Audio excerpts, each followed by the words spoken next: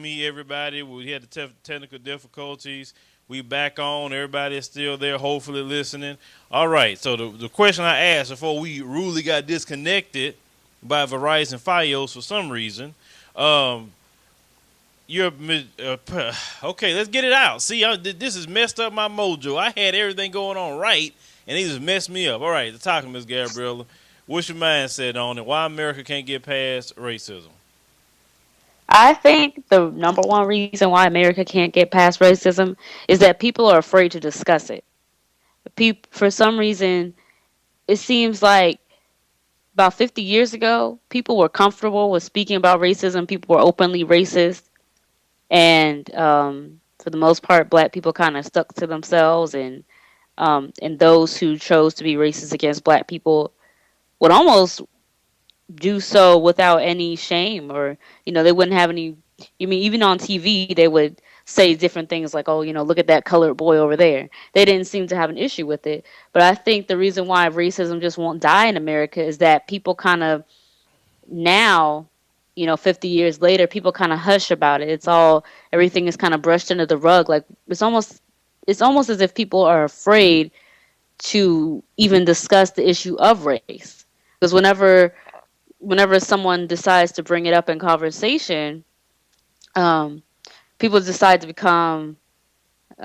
try to become apologists, or they want to try to do that whole guilty uh, liberal thing. We are the world, we are the people thing, and they're like, oh, there's no such thing as race, and race is a social construct, and they'll say things like that instead of actually addressing the issue, because we do not live in a post-racial society.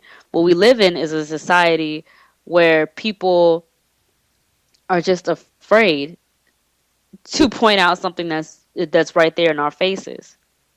Let me ask you a question. Do you agree that racism has really rose ever since Barack Obama stepped foot on that White House lawn? Yes. I mean, you didn't have to ask me. That's an easy question. Yeah, I'm just asking. I'm just asking that question because like I said in my promo video, I have never seen in my life, in the history of presidents, first ladies, a president or a first lady be that disrespected. I mean, of course, not everybody's going to agree with a president all the time on what they do, Hmm. and that's fine. I mean, we all not going to agree with their policies, but the things they say about Barack Obama and the things they say about Michelle Obama, I think it's just totally disrespectful. I mean, if you don't agree with something they're doing, that's fine. And I have no issue with you saying I don't agree with this because of this reason. But those that really hate that man, they want to say, oh, I don't like him because of his policies. But yet you calling him all kind of racial terms or saying he's destroying the country and all of the stuff you say that he's actually doing. But it's like people don't understand U.S. government. It's like they forgot that class in seventh grade to know how our government works. I mean, it's sad that unfortunately the American people are like sheep. A lot of them, they don't think for themselves. It's amazing how I can hear the talking points of Fox News Channel and a lot of people all the time. But when you challenge them to where you're getting this information from, show me the proof of this stuff, you always trip them up because they don't know exactly where to find half of the stuff they're saying, and they don't pay attention to what really matters. Like this stuff they focus on, like let's say Ferguson. Now those people was calming down. It was quiet, and I started looking at the bigger picture of this. Okay, because I see what this government really wants to do. They burned down Mike Brown Memorial. Okay, that was strategically done. It was strategically done to get those people back in the streets acting a fool, and it worked. And when I saw this, I said, "Oh man, please, black people, don't fall for that crap, because they want to act a fool with you again because you finally calmed down." And that's what happened. Then they had another cop up there, off-duty cop, kill another young black man. Say he had a gun, but the surveillance tape showed that he had a sandwich when he was walking out the convenience store. That's another thing that has jumped stuff off. People are so mad up there, they're burning American flags. I mean, this is what they want, in my opinion. They want to see unrest because they want to take away the rights of everybody, not just black people. Everybody. And what's the best way to take rights away? Get civil unrest. Get blacks and whites to fight all the time about trivial things. But what people don't understand is the more the working class black man and white man is fighting over stupid reasons, these folks in Washington is constantly figuring out ways to take your rights away. They're taking your jobs away. They are trying to make everything not even mean what the Constitution's supposed to be for. I mean, look at New York, New Jersey. Look at their gun laws. Their gun laws, it's like, how can that even be in existence with the Second Amendment? How? But that's the people not focusing on what their government is doing. And they always use blacks and whites to fight, to do certain things. Because it doesn't take much for blacks and whites to fight. And the media is part of making sure they are the instigators of the fight. You know, they're the person like, ooh, you gonna take that? Ooh, I wouldn't take that. Look what he did to you. Oh, man, look what he did to you. Like, shoot, I hit him back. I say something. I do this, I do that. You know what I'm saying? Like, the media's like the big instigator to get the fight going. To understand, the media is controlled by the government. This is why people on the internet aren't like this much. I'm gonna say social media journalism, because we don't do the tune of the government and corporate agendas, because they aren't paying us like that. We could say the truth, and the truth is this: we have so much in common, all of us, but it takes all of us to get past racism by dealing with the issue. Like Miss Gabriella said, we have to deal with it. We have to call out what it is. Now, I saw a person in the comment section today, and they was talking about, you know, the term white supremacy. And what I kept looking at, and I know when black people say the term white supremacy, what they mean, but I noticed a lot of white people take that term as white supremacist. That's how they kind of take it. Like, when you say white supremacy, I noticed to them, they kind of looking like, oh, you talking about Ku Klux Klan. You talking about neo-Nazi skinhead. But when black people are talking about white supremacy, let's take out that term supremacy, and they want to say maybe white controlled, white dominated. That's kind of what they're meaning when they're saying white supremacy, and you say, what do you mean by that? Well, if you look at television, let's be honest, 95% of what you see on television isn't the melting pot of America. It's one group of people. When you look at police officers, who mostly is police officers 9 times out of 10? White males. It isn't the melting pot of America. If you look in the judicial system, who's most of the judges? It's going to be a white person. It's not the melting pot of America. Look at your federal, state, and local government. Who is going to be in charge most of the time or have some dominating control? It's going to be a white person 9 times out of 10. And you may say, well, that's because they're in a dominant in the society. But it's not always that they're the dominant in certain places. It's due to some people don't trust the judicial system. They don't trust the government. They don't want to vote. As we can see, look at Ferguson. You have a town that's almost predominantly black, but yet all the people running it is white people. And now they stated this time black people getting their head together and 3,000 people got involved to vote. So that's a good thing. And I say get involved with the political process. But this is why a lot of times black people will say the term white supremacy or white control or white domination. And you have to accept that. You can't just walk around saying that does not happen. And nobody questions it. And then the moment somebody questions it, shaming tactics are brought to the person. And let me go through the shaming tactics that are told to at least black people who bring these facts up, because it is a fact. Come on now. Well, I have one thing to say Go first ahead. before you start your list. So the first thing they're going to say is probably, what about Chicago? That's the number one thing. Actually, no. I wasn't even mention Chicago. You weren't going to mention that, because that's usually what people say. As soon as we say something, No. That's something else. That's not nothing what I'm about to talk about. all right. My list is this. When you bring up to say, listen, most of everything is white controlled or white dominated in society, yet it doesn't reflect the melting pot of America, which is all groups of people, whether it's, your financial system, your banking loans, all this other stuff. This is what they would say when you point this out. Well, you know, isn't that kind of racist that you're saying that? Now, let's stop right there. People love to throw that term racist out a lot. Now, if I'm pointing out a fact that one group of people mostly controls something, then how is that racist? A racist believes their race is superior to another. So how pointing out that, you know what, most of the people that control this stuff is white, how is that being racist, saying I'm superior to your race? How is that? I don't get that. When you can look at this stuff and say this is a fact. Then the second one, if you point certain things out, you're told, well, you just saying it and you just being a reverse racist. I'll say, now listen to that term. Let's break that term down. Reverse racism. Basically what you're saying when you say reverse racism, that means hatred of you due to the color of your skin. So if it's reverse racism, then are you saying that racism is only for black people when you say reverse racism? Or it's just racism or discrimination? Why it has to be this reverse term? I mean, are you saying that white people should always be the perpetrators of discrimination by what you're saying? I mean, sometimes we need to break down what we're saying to each other, like the term homophobic. And I hate that term because do you realize anybody with a phobia has a fear?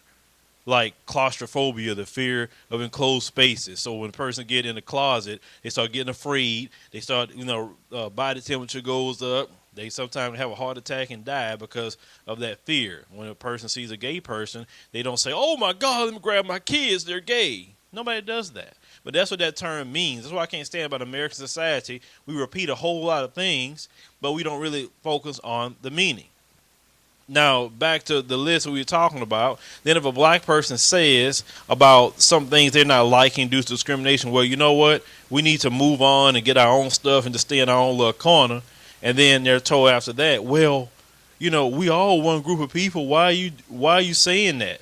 And then there are a lot of black people get frustrated at that point and say, wait a minute. 1 minute, we're not wanted, obviously, due to hiring practices, due to what we see in Hollywood, do we see on television, whatever. Then the moment we get the idea, say, you know what, let's stop begging, let's do our own stuff, and then we won't have to beg, then that's a problem too.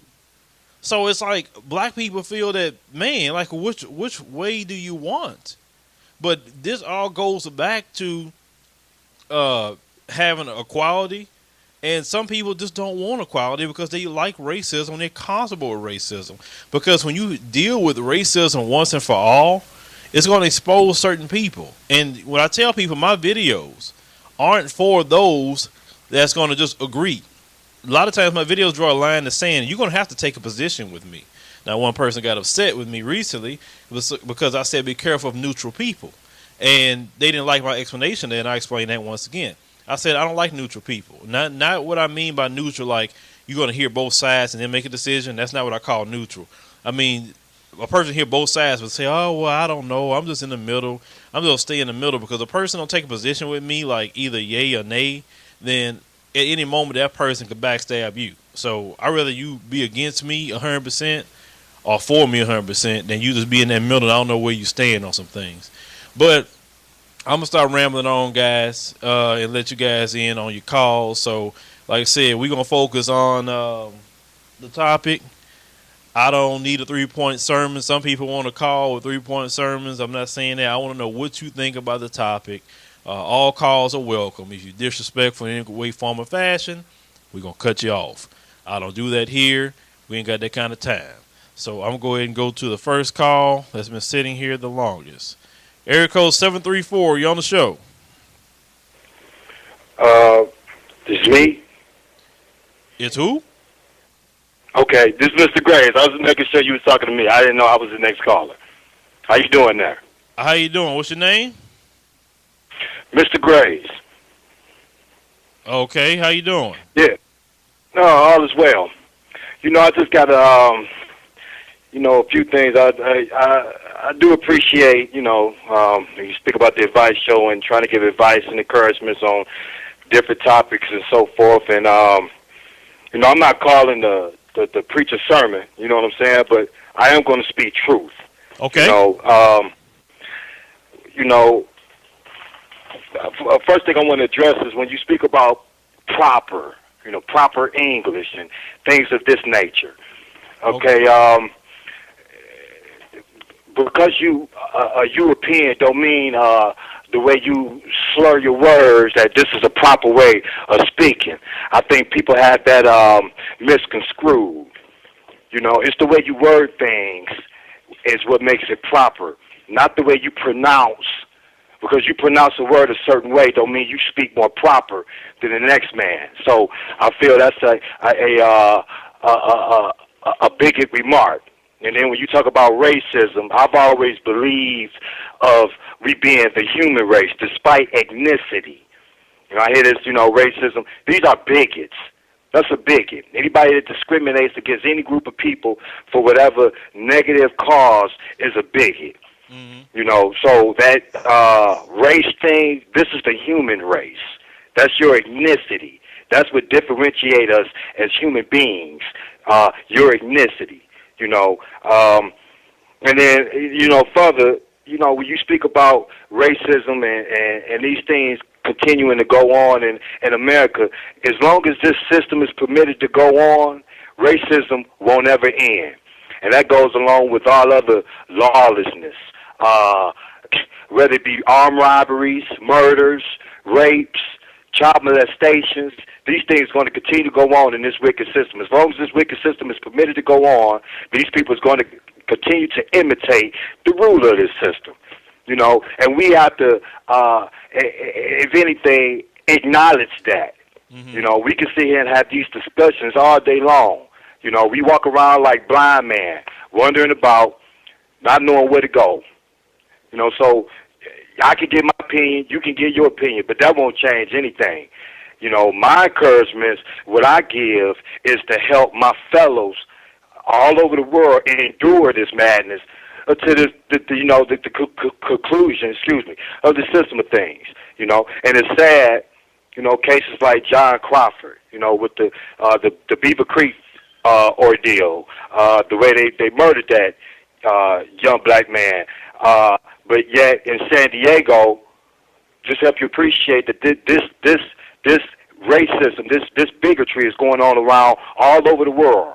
It's not just amongst blacks and whites, as they literally term it, but it goes on in all other nationalities as well. So if this could in any way, form, or fashion uplift somebody or help them endure this madness, I encourage to continue to embrace that spiritual law. Regardless of what we want to believe or what we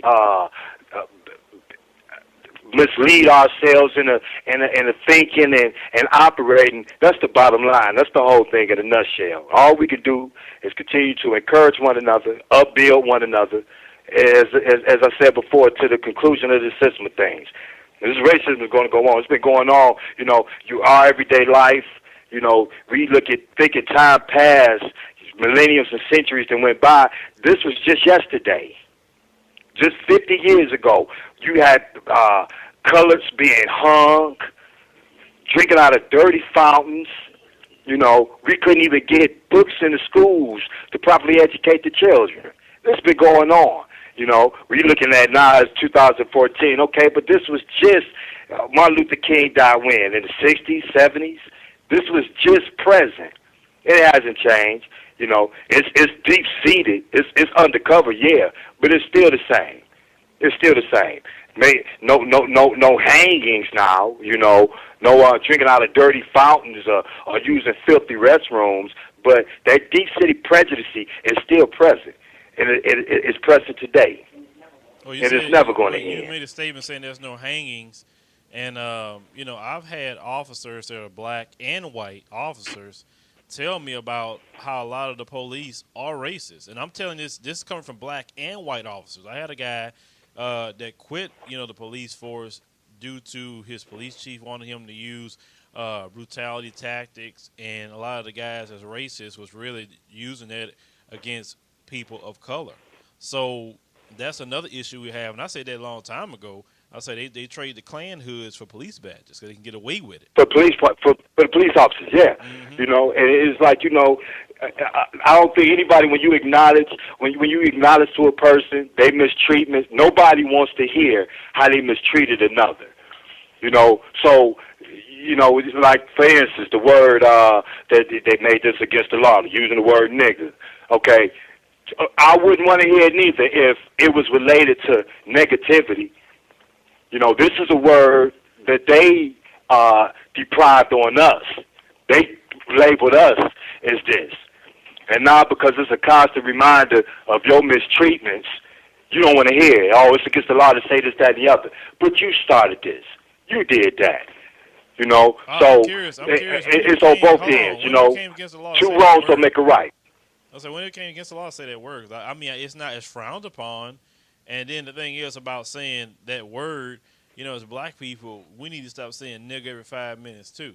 I mean, we need to stop saying it. Period. Well, this is the thing I believed in. Okay, if black people want to use nigga all day long, fine. But I always made a practice of if there was a bunch of white people around, I wasn't using that because I didn't want them to feel comfortable. Of course you wouldn't. Because I didn't want them to feel comfortable that it's okay to say it.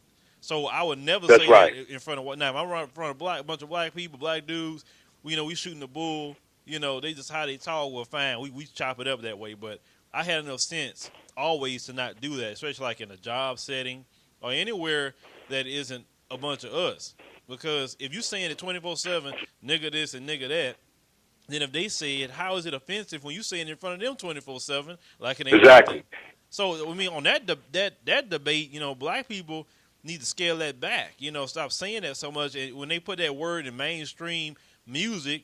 And that the hip-hop industry is so watered down now. It's nothing like it used to be back in the 80s and 90s. No. It's just so mainstream and commercialized. And the number one buyers of hip-hop music aren't even black, too. Exactly. That's the truth. And would you think they're gonna not say that word in the middle of a song? And they say, man, I'm just repeating the song. That's what Wayne said. That's what Jeezy said. I'm just into the song. I mean, you think they gonna be? It come up to a point they're gonna be like, that, and then they gonna keep saying it. No, they gonna say that nigga. I mean, just As far as they're concerned, it justifies them for saying it. That's no different in this day and age. You remember, it was an era where the woman didn't like being called the bitch. But now they calling each other this, So it's like, it's sad, It's sad. They call themselves that, you know what I'm saying? But it was a time that was like really looked down upon. Now it's like it's a hip thing to do, Hey, it's sad. Yeah, it really is. It's sad, but the only thing I'm encouraging, as I said before, hopefully it embeds some type of endurance within my fellows, so that they can, continue to move forward, keep their head in the sky. Because like I said before, this lawlessness is going to continue to go on. It's not going to end. We can preach all day long. It's not going to end. They can cover. And another thing I wanted to address, when you speak about supremacists, all supremacists are not skinheads or walk around with obvious SWAT tats on. A lot of them are your lawyers and your judges, and your doctors and so forth. Everybody don't walk around with the obvious racist outlook. He'd be the man sitting right next to you. Well, the whole time you didn't know. I'll be honest with you. He's a bigot. But I'll be honest with you. A lot of people in white society don't like Klan members and they don't like skinheads. They don't like them because they get pissed off at them. Okay, because they don't like the obvious ones, but they still exist. Like you said, it does bring a bone. A lot of white people are disgusted by them. But how can you tell, like you said, who got the Klan hood when they never donned it? You know what I'm saying? So, and see that raises up other encouragements. Me and my wife watch a few of your programs, and I learn to spot out my droves. So I listen intently on the way people speak. So I know you pretty literate yourself when it comes to the word and so forth, things of that nature. And I say that to say this. You are aware, conquer the evil with the good. This is all we can do. Because for me to turn a bigot eye towards somebody because this is they look towards me, that's not solving anything. All I can But do is, like I said before, try to encourage and upbuild. And hey, that's all we can do and move forward. And hopefully it'll bear enough endurance where you won't allow these things to affect your state of being. The immorality of man, males period, reveals that there's no difference despite your color. They are fallible and flawed. So when you say you speak about racism going on in America and will it ever end? As I said before, quite frankly, no. As a matter of fact, these how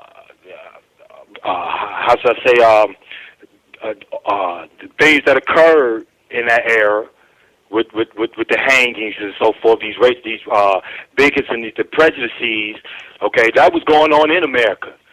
It wasn't like it was going on outside in any other country and, we just discovered this over in America. It was over here. The segregation was here, so it's of no surprise that it's still here. It's not going nowhere. Oh yeah, people practice natural segregation actually, because I was looking at an article on News One, and they was talking about the different areas of the country and how people live. And if you look, most people naturally segregate themselves. I mean, everybody don't really blend like that. Like talking about. I mean, don't ask me why people naturally do that. But they do. But that's a horse of a different color. But I appreciate you calling, brother. Yeah, and I appreciate you having me. All right. I say keep. Well, I hit the button. Anyway, sorry about that. Hey, when I hit that button, I can't reverse it. Let me go to the next call once I hit them buttons. All right, area code 281. You on the show? Hello. Hello. What's your name? Oh, still it's you again. It's Chester again. Okay. All right, Chester. What's on your mind outside of Cheetos? Oh God, stop with that joke. Okay, let's see. Okay, so the topic at hand: why America can't get past racism. Yep. I have two reasons on this. One primary reason is kind of like the double standards we have here in America. Like, for example, if a black man would have made racist jokes or make a racial slur towards a white person, it's just considered funny. Oh, it's just a joke, man. Stop being so sensitive. But if a white person talks to a black person an N-word or any other racist slur like that, it goes to this hypersensitive society we have, and they attack the white man for making a joke at him. Kind of like with Paula Dean. I think everyone reacted so hypersensitively when Paula Dean made a racial slur against a black guy. I think she should have been fired from her job. Now, the second reason before you continue, I'm gonna ask a question, and okay. the reason why I'm about to ask this question because I want to know something. Are you a white person? Okay. I'm mixed. I'm half white and half black. Okay, you half white and half black. Okay, all right. Because well, I guess I probably wouldn't ask you this question. I don't know. How did you grow up? Did you grow around who's black? Your father or your mother? My father. Did you grow up around him? Well, actually, I'm an orphan, so I didn't have my mother and father. They're both dead right now. Oh, okay. I grew up around my house. Sorry about that. Well, this is the thing. The term, okay. because the reason why I'm asking, I wanted to ask a white person a line of questioning, but I'm gonna just reserve that for them later when someone calls. The thing is about let's say the jokes. Of course, comedians been joking like that for a long time. We both know this, but you say that some people get upset that when they say if a white person makes a black joke versus let's say the N word or whatever, right? Paula Dean saying the N word and all the stuff that she said. It just bring up an old Yeah. bone because a lot of black people died hearing that word, but how many white people were hung hearing that word that they call them?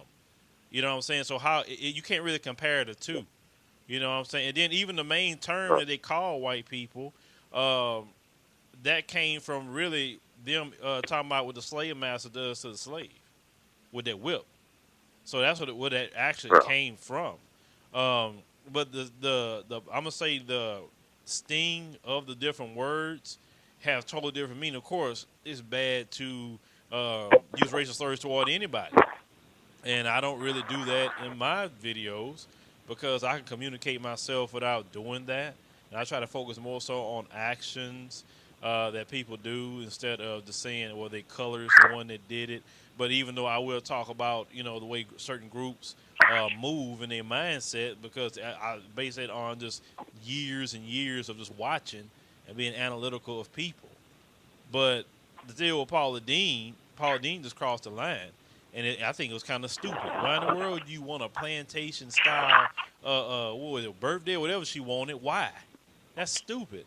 I wouldn't want no group of people dressed up like no doggone slaves. I mean, I think that's just stupid. And to me, that is like some sort of fetish, a racist fantasy for her or something. That's how I took it. I mean, but that's stupid. I mean, come on now. You say, well, my family did. It's like that's stupid. That's how everybody reacted that way to her. And the thing is, a lot of black people liked Paula Dean. A lot of black people supported Paula Dean. So when this came out about Paula Dean, it was a shocker because Paula Dean didn't really come across and seem that way at all. So that's the big thing with Paula Dean. It's not so much what she said, it's who she was. Yeah. I get what you're saying. Okay, let's see. What was the second reason? What else? Oh, yeah. So the second reason that I believe America can't get past racism is, like what Ms. Gabriella said, no one really speaks out about it. Like, you never have these large groups of protesters that protest against racism like they did in the 1950s. Now, I can't really, I was too young to remember this, but I'm too young to remember if racism like spiraled out of control or really came out when President Obama was elected. I can't really say too much on that because I'm too young to remember that. But that's one of the main reasons why racism still exists today, because no one really speaks out about it. There's no outcry or outrage against this, and one just stays quiet. And it's despite the evidence that come like police brutality videos, people getting fired because they're a certain color, people getting beat or jumped because they're a certain color.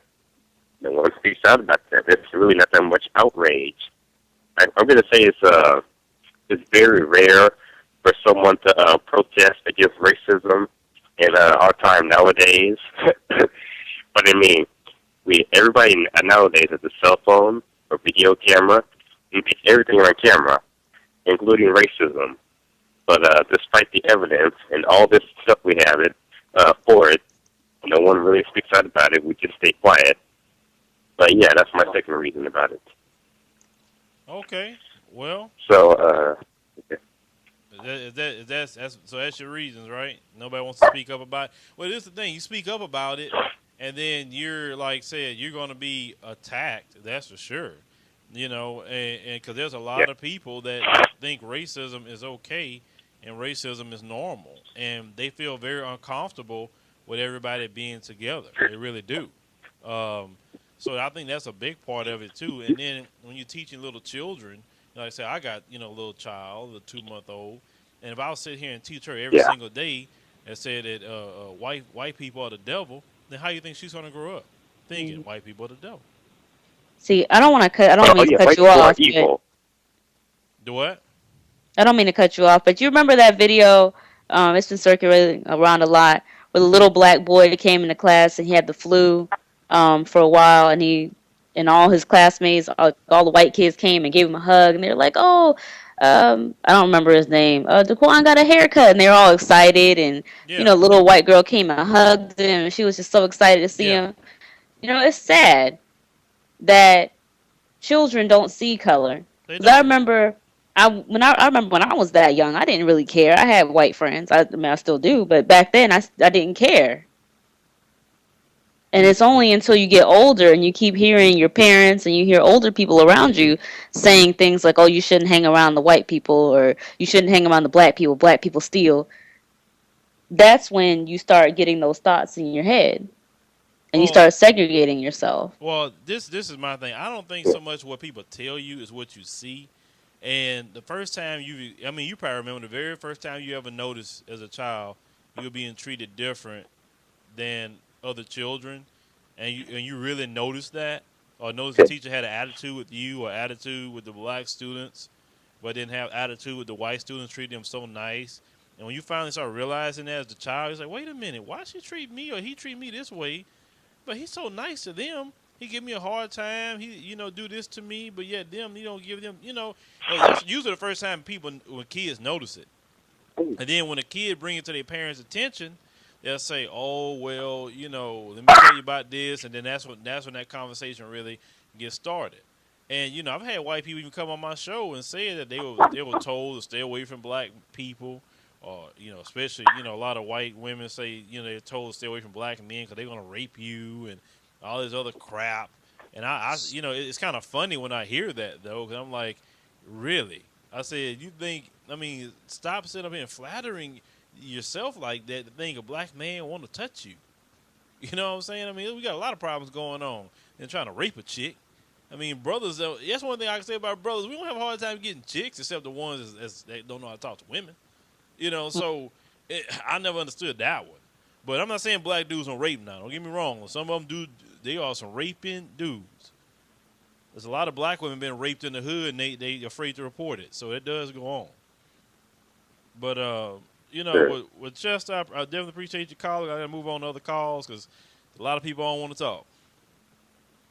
Okay, thank you so much. All right, thank you. All right, Miss Gabriella, we moving on. Area code 870, you on the show.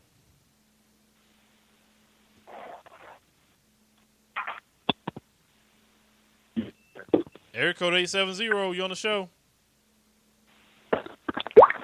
How you doing, man? You doing all right? I'm doing all right for right now. I am. What's your name?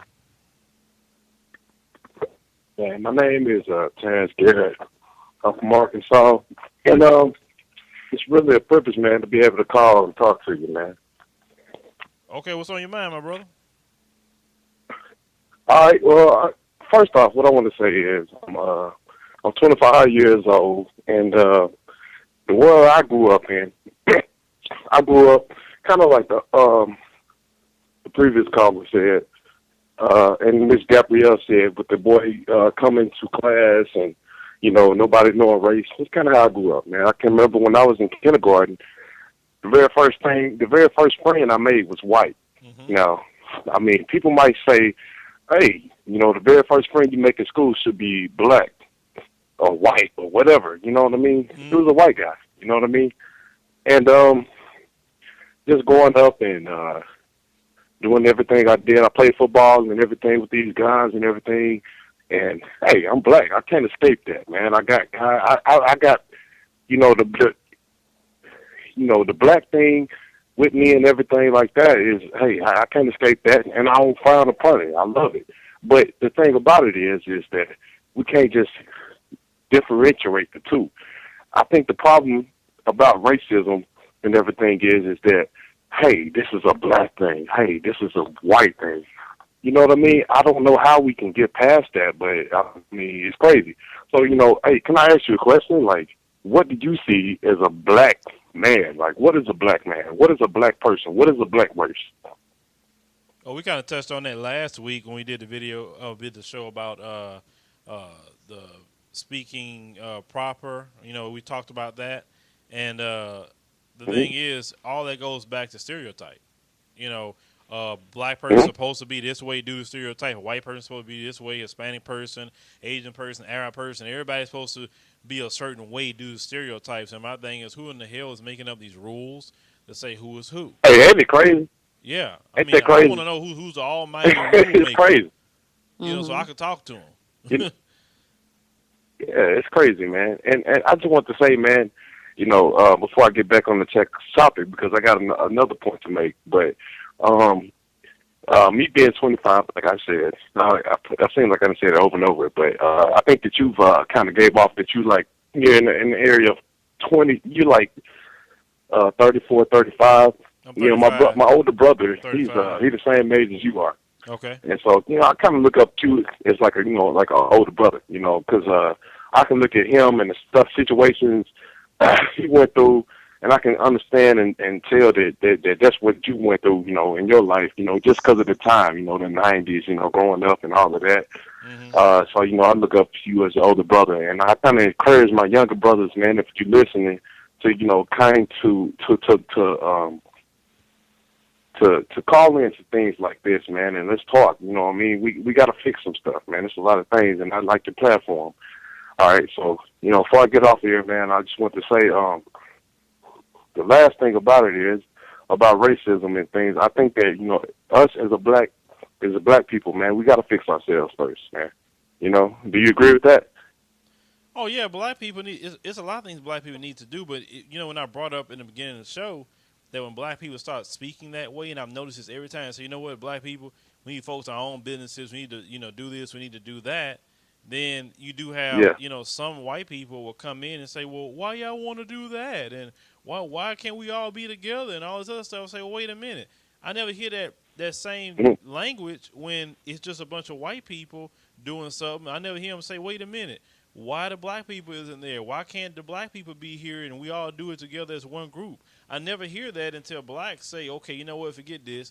We need to do our own group economics like every other group does. I mean, there's nothing wrong with group economics. And I need to do a video on this. I really need to preach this. And I probably need to do a radio show about this, about the black hair care industry. And it concerns me because, a brother sent me a graphic that, they're making $15.5 billion a year. 96% of the consumers are black, and 3% are owners that's black. That's a problem. And I said, we got all these black women with these master's degrees and all kind of other stuff that they have in business. That is the money that's supposed to be for the sisters and the brothers, because who else know more about black hair than us? That's silly that the Koreans almost own all of it. That'd be no different than black people owning 96% of the Mexican restaurants, and only 3% of Mexicans own it. I mean, everybody look at that as silly. Like, why you want the black folks with Mexican food? They don't know nothing about that. They learned it from somewhere, but they don't know nothing about it. That's true. So if that would look weird, why is it as black people we don't look at that as weird that Koreans are sitting up there sending their kids to Ivy League schools, driving BMW, Audi, Infiniti, and anything else off of black hair care when it's supposed to be our industry. And there's nothing wrong with saying that's supposed to be our industry. Hey, advise, it's a lot of times, I'm a graduate. I played college football, and I graduated from South Baptist in Arkansas. But anyways, it's been times with me and my buddies, we talked about, white people. Like, hey, listen, I know that when you graduate and everything, hey, you can go back to your family farm and you can do what you do. Or you have, a leg up in the game because you know these people. You know what I mean? We don't have that. I mean, I don't know if we don't have that, but if we do have that, I'm gonna tell you something. I'm gonna tell you something. Let me tell you the difference with white people versus black people. Black people don't set their children up for success a lot of times. They really don't. And white people, I know what I'm telling you because I've paid attention to them. They'll sit there and put their kids in extracurricular activities. If they have problems with math, they get them a math tutor, English tutor, or something. They do the extra mile for their kids. And I remember one time I had bought a dog from a guy. He was white, and he was telling me he was saving up for his daughter's college fund. I said, really? I said, what grade your daughter's in?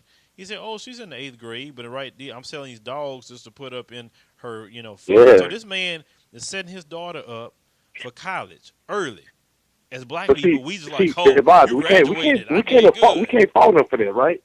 I'm not faulting. No. I'm not faulting. It has nothing to do with black and white. What I'm talking about, I'm just saying that white people's mindset, from what I've seen, they set their kids up for success, and black people, we only set our kids up to survive, and it does have an effect in Yeah, society how we present things. And of course, yes, that's not true. all. And the thing is, not all white people got these superior connections either. That's a lie. Because just because you white don't mean all of a sudden they're gonna give you certain No, no, jobs no. and certain pull. Because like we have a class society. That's what we have. Things are based on Can I class. can I say one thing? Can I say one thing? Uh huh. Like I grew up in a small town of 8,000 people. So I know people that live in trailer parks, and Hmm. they didn't know anything else. Like I see that person, and then on the flip side, I see a black person on the projects and this and that and that. Hey man, at the same time, man, we're on the same level. I just it baffles me, how a brother like me, I go to college and everything, and I'm promised to be this and that after I come out, and I just don't get the same opportunities as some of my classmates. I mean, I'm not trying to be sensitive about the situation or anything like that. It's just an observation. That's Hmm. all I'm saying. Brother, I You know think what I mean? yeah, I get what you're saying. I think that our main issue is black people. I don't think we should focus so much on like the racial aspect. I think we need to focus on in-house aspect. Because I always say that we can't fix the Yeah, racial me too. problem until we fix our internal problem. Hmm. Like black people, a lot of times That's true, man. black people a lot of times act like America. America house is extremely dirty, but yet they go and try to clean up everybody else's mess. When you should be trying to clean up your own house Exactly. first. Kind of like what the Bible says, what Jesus says. How could you clean with the speck out your brother's eye and you got a plank in your own? You know what I'm saying? So we need to clean our own mess Yeah, that's first, exactly right. so we can clearly see to correct our brother, correct our issues. And as black people, if we just get Hmm. back, like I said before, get back to family like we had before, get back to the Yeah. moral code we had, and get back into the businesses that we had. But see, the thing is, a lot of black people today don't research crap because how we live today is Yeah. foreign to how we lived in this country. And, Mm. it amazes me when Exactly. I talk to a brother about Black Wall Street, or I talk to a brother about all the different black towns that we had in this nation. The eyes get big, like, Yeah, man, we did I that. didn't know that. Man, we did that. I didn't know this We happened. did I didn't it. know that happened. You start showing them that this did happen, and say, Yeah. man, it really inspired me. I'm like, my God, why is it that we don't know about our own stuff? You I think know, it's just selective Yeah. ignorance. I think that's what it is but because the school people, system refuses to because teach we it. have enough. Even if the school system isn't teaching you these things, Mm. you everybody has a cell phone now. Even people, even even the poorest of the poor have a cell phone with internet access. So I always say if you have the time to look on World Star Hip Hop, you have the time to learn about some history. You have the time to learn about how to create It's opportunities for Gabrielle, though. yourself. Can I say this, Yes. though? I feel like it's like, okay, if you take a sample size and you take 10, maybe 3 of the black people would do that. Maybe 3 out of 10 of white people going to do the same thing. Is what I'm saying is that the world is like people are set up to follow a certain way, and I feel like the black culture and all these great things that we have done, they're hidden, and to say that we have to go searching and stuff like that. Yeah, it's there for us to search, but probably only 3 out of 10 are going to search there, unless you make it a forefront to let these people know they don't search it because they don't have a clue about it. You know what I mean? They're not gonna know to search. Like But you if you know go to what though? I Google mean, we can and you put wanna, we you as wanna, internet people can put it out there, but we can't get mad if the school system doesn't put that out there or the national television doesn't put that out there because they're not going yeah, to. I know. Yeah, you're right. So I think I that it's don't our allow them to. So responsibility. I think that it's our I responsibility do that. as people to try to educate everybody else because I always talk about it, whether I'm in just a conversation with a group with black people or the group of different cultures. Sometimes we'll bring up. Can I, Miss Gabrielle, can I ask you this? Like, how do we get this to stick with black people when we tell them and we're giving knowledge and we're giving, we're telling them about stuff like that? How do we get them to like for that to stick, you know what I mean? For it not to be, for them to pay attention to it and not be, the hip hop and all of this stuff, but, because, that's how they, a lot of times people, they get programmed to think all kind of type of ways and stuff, and I feel like as a black culture, that's kind of the way we fall sometimes. But how do we get it to be cool and, and bring our youth up? You know what I mean? And to Yes, listen to I think that's the problem. these I think type of we're things. so focused on trying to make things cool and make it trendy. Because I see it all the time. I see people that would rather glorify strippers and would glorify known drug dealers rather than rather than Yeah, pay that's attention horrible. to young black women and black men who graduated college before the age of 18. And whenever someone Hmm. posts up a picture about something like that and says, "Hey, this 14-year-old girl graduated college, or she graduated Harvard," no one's gonna pay attention to it. But if you put a video of some girl shaking her butt, that's gonna get all your friends are gonna go and pay attention to that. I Well, really wish there Exactly. was a. I think that it's just. I think it's just something that has to happen in the home. Like we have to. It's something that has to Yes. happen as a whole, like as a whole culture. We have to stop glorifying ignorance because 50 years ago, the kind of stuff that's going Yes. on right now would not be considered trendy or cool, and nobody would be chasing That's after the true. kind of stuff that we're chasing after right now. I think what happened Yes. was when, not to get to a far off topic, but I think that systematic racism did play a part in the destruction of the black family and feminism too, but we're not going to get into that. And as Hmm. soon as as soon as the black I completely agree. as soon as the black family broke apart, that's when all this happened. well, let me go Exactly. back to what I you were can saying tell like earlier. that you guys have all came from good families. Like I can tell, and I have myself. I've been taught to think that I am I'm just as I can do anything. You know what I mean? That was what I came up in my household. And yes, I have two black parents. You know what I mean? And I talk this way, and I'm from the South, but I talk this way. My mom told me, like, if I say ain't or anything like that, she correct me real quick. You know what I mean? And she don't have no college degree. She didn't go to college or anything like that. So that's what I'm saying is it's in the culture. Like it's not about all this crazy stuff. Like we are good people, man. And we just got to get that out. You know Well, what let I me mean? let me And let me band let me together address anyway. something. Let me address something you had said earlier when you was talking about what could we do to make things stick. You know, I have personally seen. I've done videos about certain topics, and I've had people write me afterwards, black and white, and tell me, like for instance, I did this one video on my website about alligator babies, right? And I had a white guy write me right after. Mm-hmm. He said, I did not know that happened. He said, that's so evil and cruel. He said, why would they do that? He said, they didn't even teach us that in school. Of So course they wouldn't. they not only Mm-hmm. hiding things from black Hell no. people, huh? What? What you say? Huh? I thought you said No, something. I said yeah. I Yeah, know that's anyway, true. not only hiding stuff from black people, but they're hiding it from white people as well. And so I feel social media has been very instrumental on getting messages out, for getting people to change their mindset to certain things, black or white or whoever else. And I feel that as we grow and as if our platform expands, then we need to be conscious minded to say, okay, let's take advantage of our platform growing to have more of an audience to get certain messages out there. Because that just keep it real. Because Gabrielle is talking about the person that graduated at 13, 14 years old with a bachelor's degree, or they may have a business or whatever. Nobody will listen to them.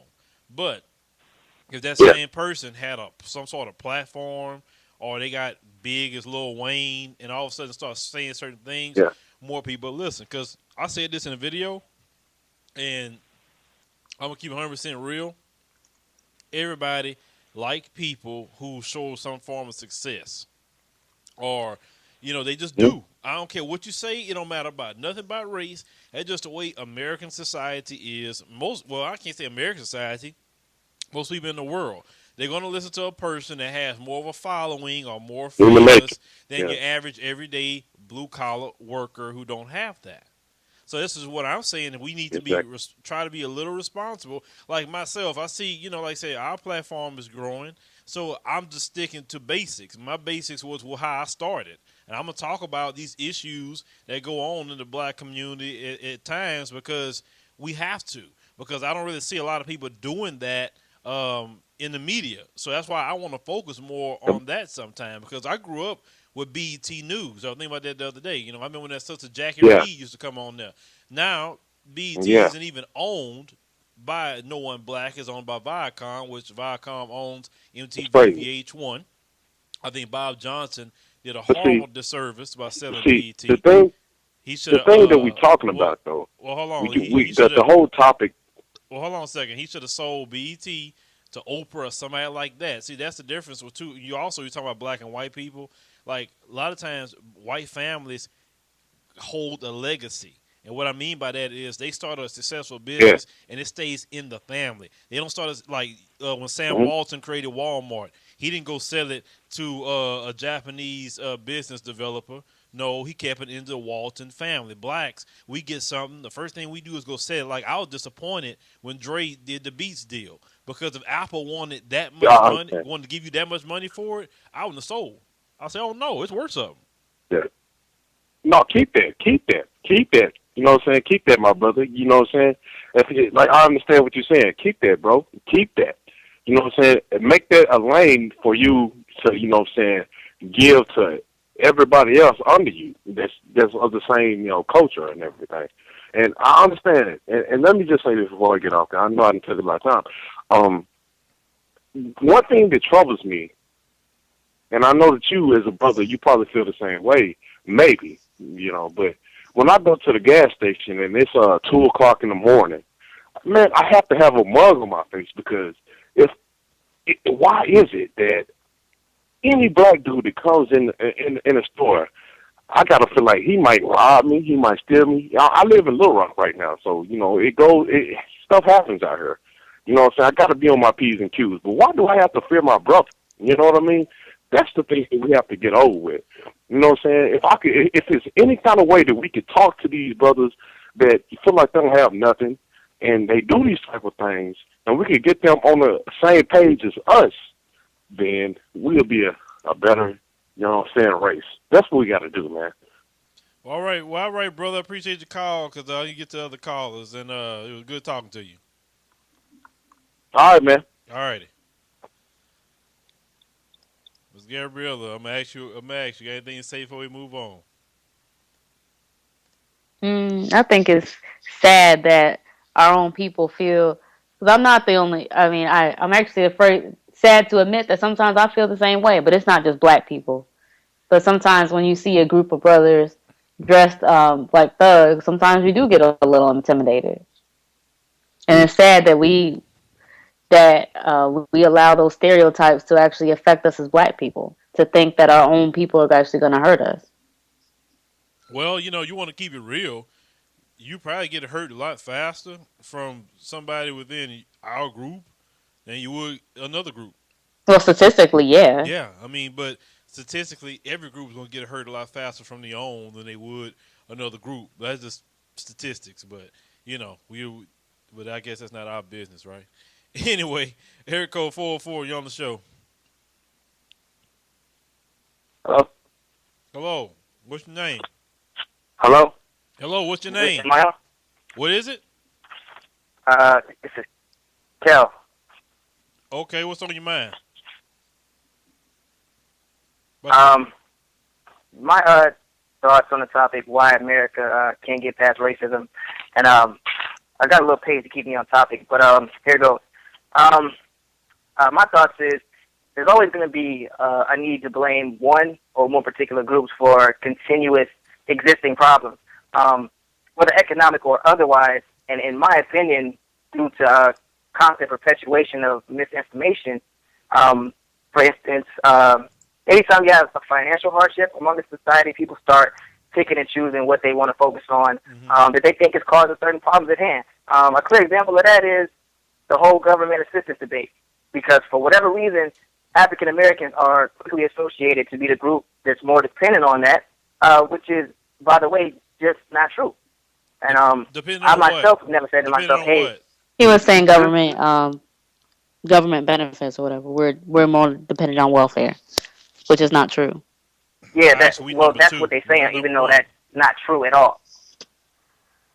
Go So ahead. yeah, I was saying that, and I was also saying that I've never said to myself, hey, I'd like to be on government assistance, but almost 2 years ago I was diagnosed with cancer, and at that point I needed it. I had to start working and undergo chemo.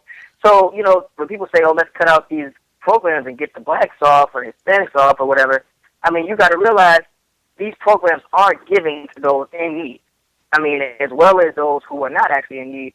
But all in all, we seriously got to stop helping those. I mean, start helping those who are in need. I mean, if you seriously are going to stop helping those who are in need just so you can try to get one race from benefiting at all, Well, I mean, that's crazy. let me Your interject here thought for a minute. process. Let me interject Go for a ahead. minute. If let's say I always say this, if I had to be president, I would overhaul the welfare system. In other words, you had to at least pay 2 years into the system. What I mean by that, you have to at least be employed 2 years for you to get any kind of welfare assistance. I'm sorry. Because if you're paying into the system, I think you Mm-hmm. deserve it. And it should not be based on income. Because what if you had a job, you getting paid $120,000 a year, and you lost your job because the company sold out or they laid off or whatever? Why that person shouldn't get welfare assistance? Because they got a family too, just because they were making $120,000 a year.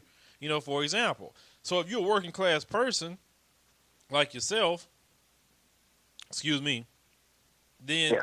you should be able to get it. But all these females that's sitting around having baby after baby after baby, not going to work, having these dudes who's up in their house, cut all of them off because they're not paying into the system. I mean, it's easy to find out who paid into the system by Yeah. IRS tax returns. It's easy. I mean, come on. Even if you work at Mm-hmm. McDonald's for 2 years, it doesn't matter. You still paid into the system, so the system should give back to you. But these chicks is having perpetual babies and being third and fourth generation welfare recipients, not working any jobs. No, they need to be cut off. That's me though. Yeah. I mean, yeah, I mean, I agree to a certain extent, and that's what I was saying, because I had a point where, like I said, I went down, I was diagnosed with cancer, and they were telling me, I had been working for 2.5 years, they were telling me, oh, you hadn't paid enough into it, you only worked 2 years, you hadn't paid enough into it, and I'm just like, that's crazy, because whether or not I worked enough, you still take out my taxes as an American citizen. So I felt like now that I'm actually in need and I'm sick, now y'all want to say, oh, well, you ain't worked long enough. So I felt that was crazy. But anyway, I was saying that if some people's answer to stop helping one race benefit from any program, if that's your answer, I would say that's crazy if it's based on race, because even if you think about it this way, and they take those funds and use it for something else, I mean, they're going to end up using these programs for more corrupt reasons, in my opinion, because every time we turn around, we got companies going offshore and making money that cannot be taxed, which doesn't stimulate this economy. You know what I mean? We meddle in other countries' affairs and blase, but at the end of the day, no matter what you free up, no matter what you cut out, it's always going to be misused by those in power, in my opinion. Mm-hmm. And they're always going to sit on the front line saying that certain people are not supposed to get these things, and they're going to make it seem like we're the only ones using it. So at the end of the day, you got to ask yourself: is it African Americans, Hispanics, Asians, or whoever else taking away your constitutional rights to bear arms, or whatever topic is at hand, or is it just another case of the have-not, of the have taken away from the have-not? I mean, that's what it really boils down to, and it's brainwashing us to fight each other. I heard you include Asians. I don't include Asians in anything, and I'm tell you why. Asians actually have the strongest economic base in America. They have the lowest divorce rates. I mean, everything they have with them in their group is low. Even on welfare assistance, is low. Asians got it going on in this country. And I paid attention to the way Asians do things, too. Asians believe in group economics. Asians stay to themselves. And they really high on morals and their principles. They kind of live a lot of old school. Yes, they do new school stuff, but they pride themselves on education. I've seen it because I've known people who have been in relationships, with different Asian groups, and I noticed they kind of move the same on that. They have a spirit of excellence about themselves. They're not going to accept no 3, 4, 5 kid female. She Mm-mm. better make something of Oh, herself. no. She'll get shunned. Now she can have kids later with her husband. That's what she want to do, but she gonna get an education. Yeah. Well, I mean, yeah, I agree with that to a certain extent. I mean, there's certain ones that grow up, in the neighborhood that I was raised in, and they may not be on those same principles and morals as the other ones, but you know what I mean. But I do believe that as a whole. So yeah.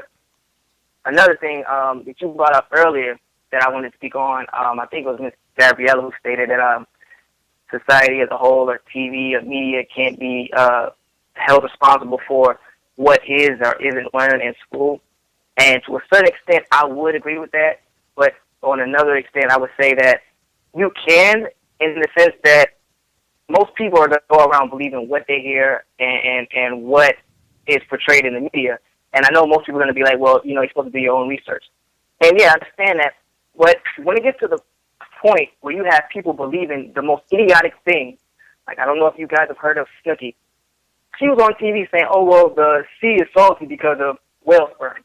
Now, that is just a clear sign of you were just obviously so wrapped up in the media and what you are being told that it is being believed. Did you just say So at a certain Snooki? point in yourself, But she's a character, I though. got to That's think not. that You can't. it's got to be... Wait a minute. Wait a minute. Let me tell you something. Consider the source of the information.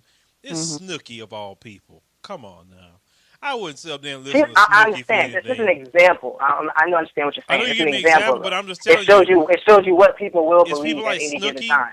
that actually has a voice now. When people should be laughing at Snooki, even trying to open her mouth about anything. Like, okay, go drink and go party, Snooki. All right, well, you drunk today trying to discuss welfare reform? I mean, that's just kind of, how that is. But, man, I'm going to have to go ahead and move on. I got other callers, but I appreciate you calling. Yeah, thanks. Mm-hmm. Yeah, why would I listen to Snooki or Kim Kardashian or anybody else, to that caliber? Anybody reality TV wise on important issues in America? Well, it's because, in this generation, we got television raising the kids. And so instead of looking up to your parents, because the parents are working, both parents are working until 9 p.m. every single night, the kids have no other people to look up to, unfortunately. And so they look up to people like Snooki. They look up to Miley Cyrus. They look up to Rihanna, Chris Brown, and all them because they don't really have an adult role model. And I think we got to get back to mentoring our children, too. Yep. Because not everybody, I understand that not everybody is parents are gonna be able to be there, but we really gotta get back to the old ways. Because I'm not saying you should leave your child with any adult, but Okay, here we go. 404, you on the show. Hey, Phil, how you doing today? What's your name? My name is Femi, Okay, what's and up? I want to say, say this too. The reason why we're not, and I agree on Gabriella with this, and a few other callers with this, because the reason why we can't get past the racism around here, there's two reasons. The main reason is we don't discuss this enough, and we just don't shake hands with one another and just talk to one another about this. So that's why we can't get past the racism. And the second part about it is there's so many people like the media love to, just like you said, love to instigate how we act. Bill O'Reilly is guilty of this, and Michelle Malkin, even though she of color too, love to say anything about us, like very disrespectful things about us, like, and I'm amazed that he's still on the air on Fox News, and also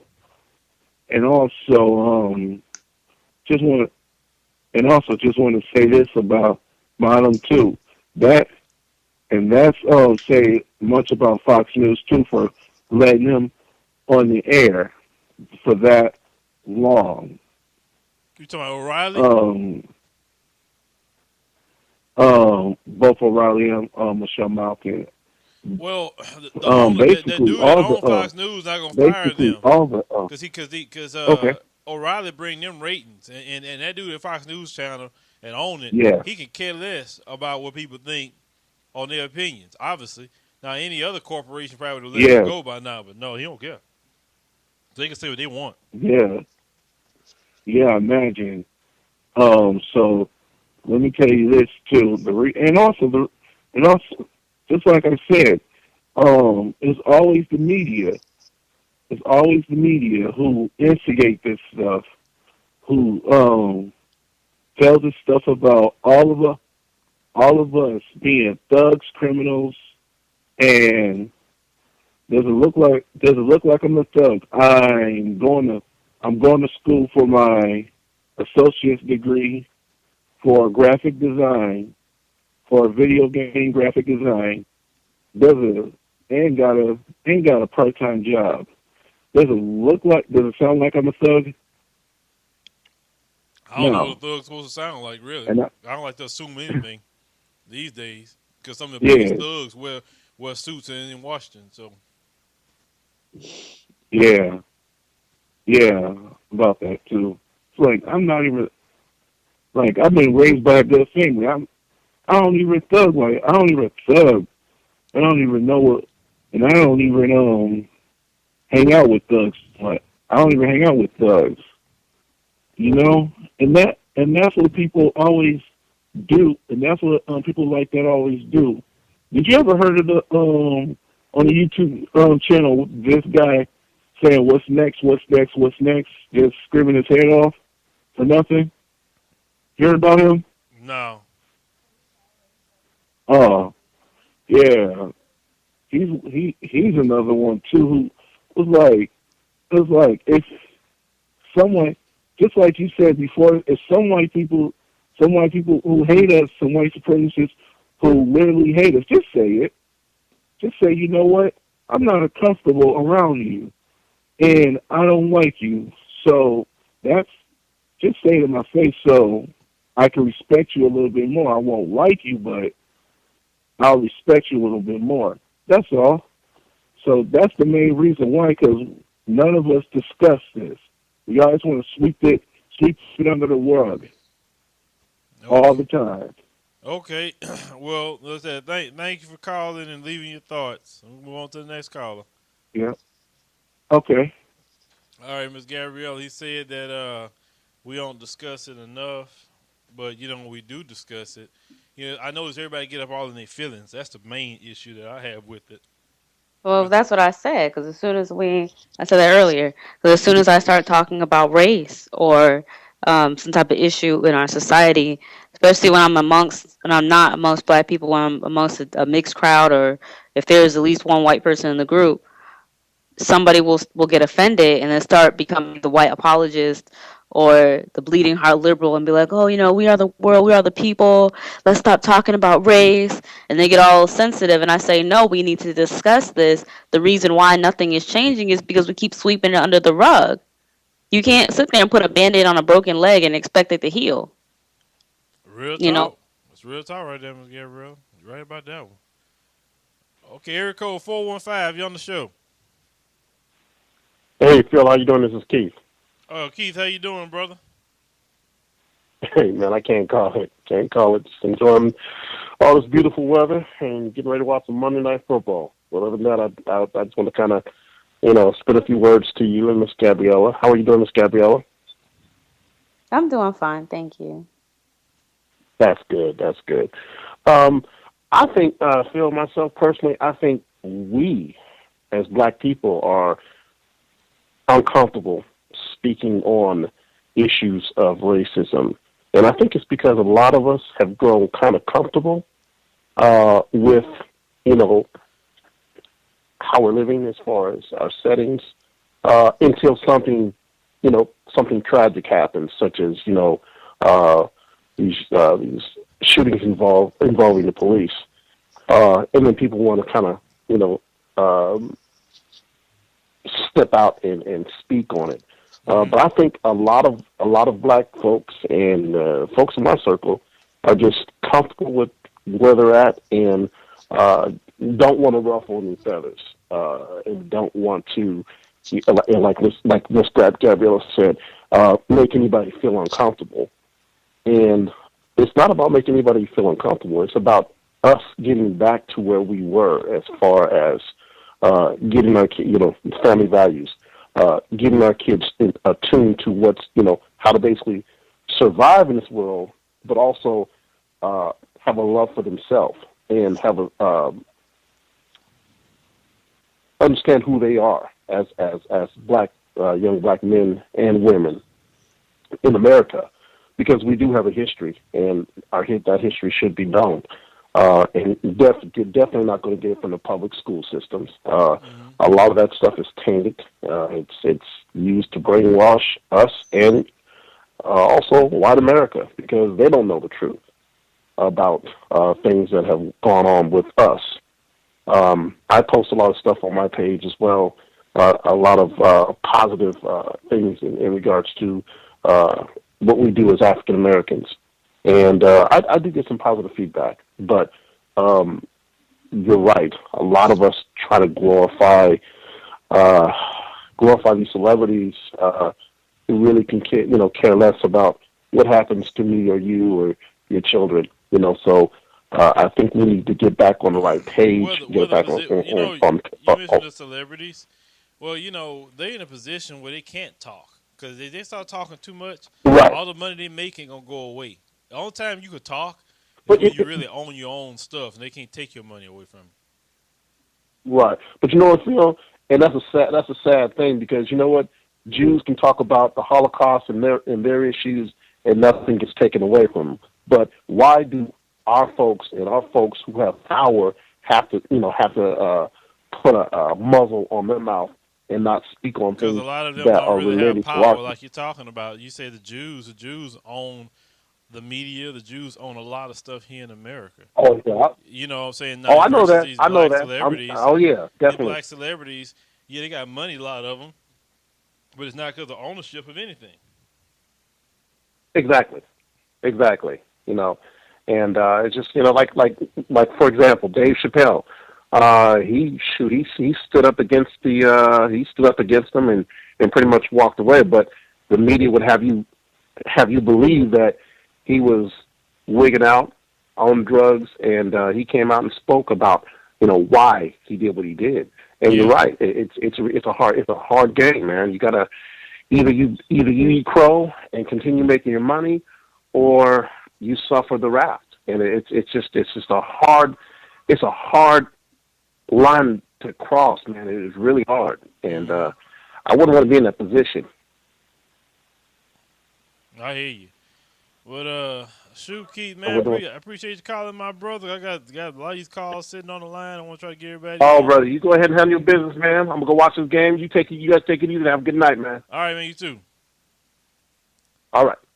All right, Miss Gabriella, moving. Area code 740. You on the show? Hey, how you doing? How you doing? What's your name? My name's Austin Blankenship. Okay, what's on your mind? I was gonna talk about why I can't get it out right. There's racism. Just like today, they want us to focus on the racism right now, because there's other stuff this is just like a secondary problem. There's a bunch of other stuff to be worrying about, and they just want us to focus on this right now. And why do you think they want us to focus on this right now?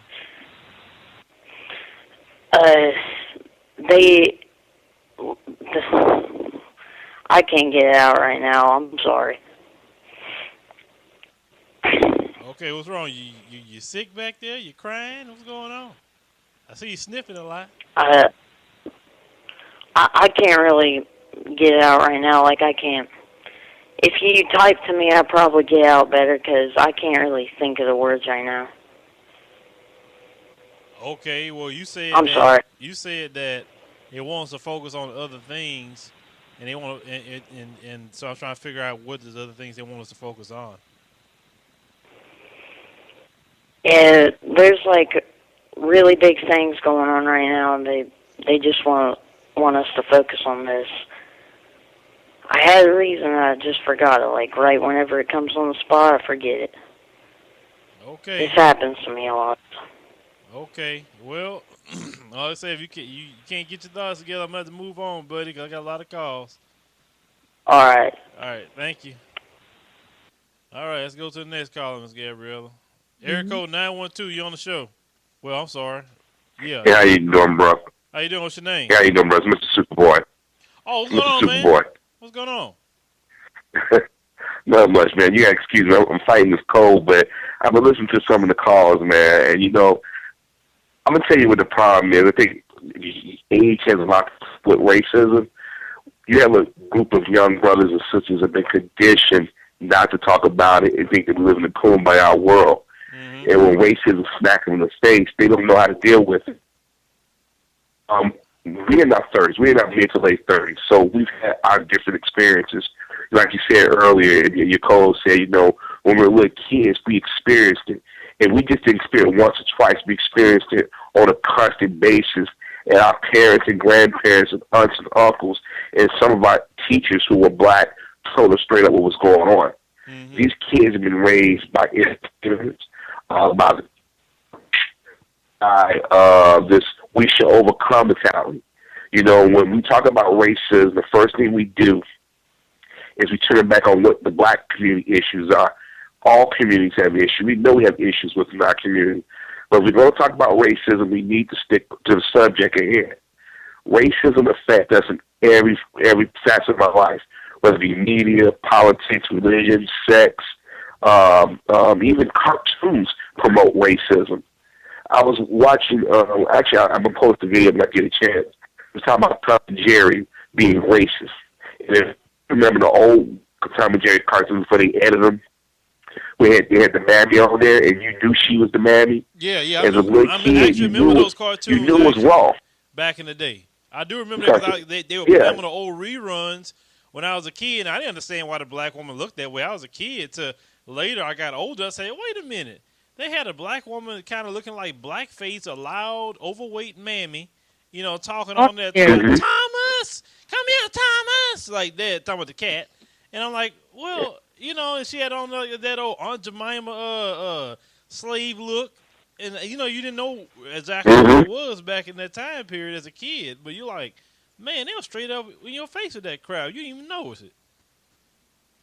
And see, some of us did, because I was a kid, we used to laugh at it, but in some ways when I laughed at it, something's not right. And I guess around maybe about 11 or 12, it clicked in my head that it was making fun of us. And some of our brothers and sisters, I think Bill Cosby and Sidney Poitier went, they started demanding that they edit or remove these cartoons. And I know it's like a slow process. I guess around maybe 91, that's when you start seeing a lot of the cartoons disappear or be heavily edited down. And my thing is, I know it's going to sound odd, they should show those cartoons. Because what's going on today, you have young black people, and some old ones don't have nothing to compare today's racism to yesterday's racism, because they haven't really changed. Rap ain't nothing but the modern day Tom and Jerry Little Rascal cartoons to me. Because somewhere in the 90s, we thought it was cool to go out here and mean look for the camera, call each other niggers and bitches and all this other stuff. And for the last 20 years, we even had nothing to compare it to. And when people like Spike Lee and Mr. Farrakhan and others say, yo, this is what they doing, you always have some apologetic Negro or some liberal telling us, oh, don't let them speak. They're too militant.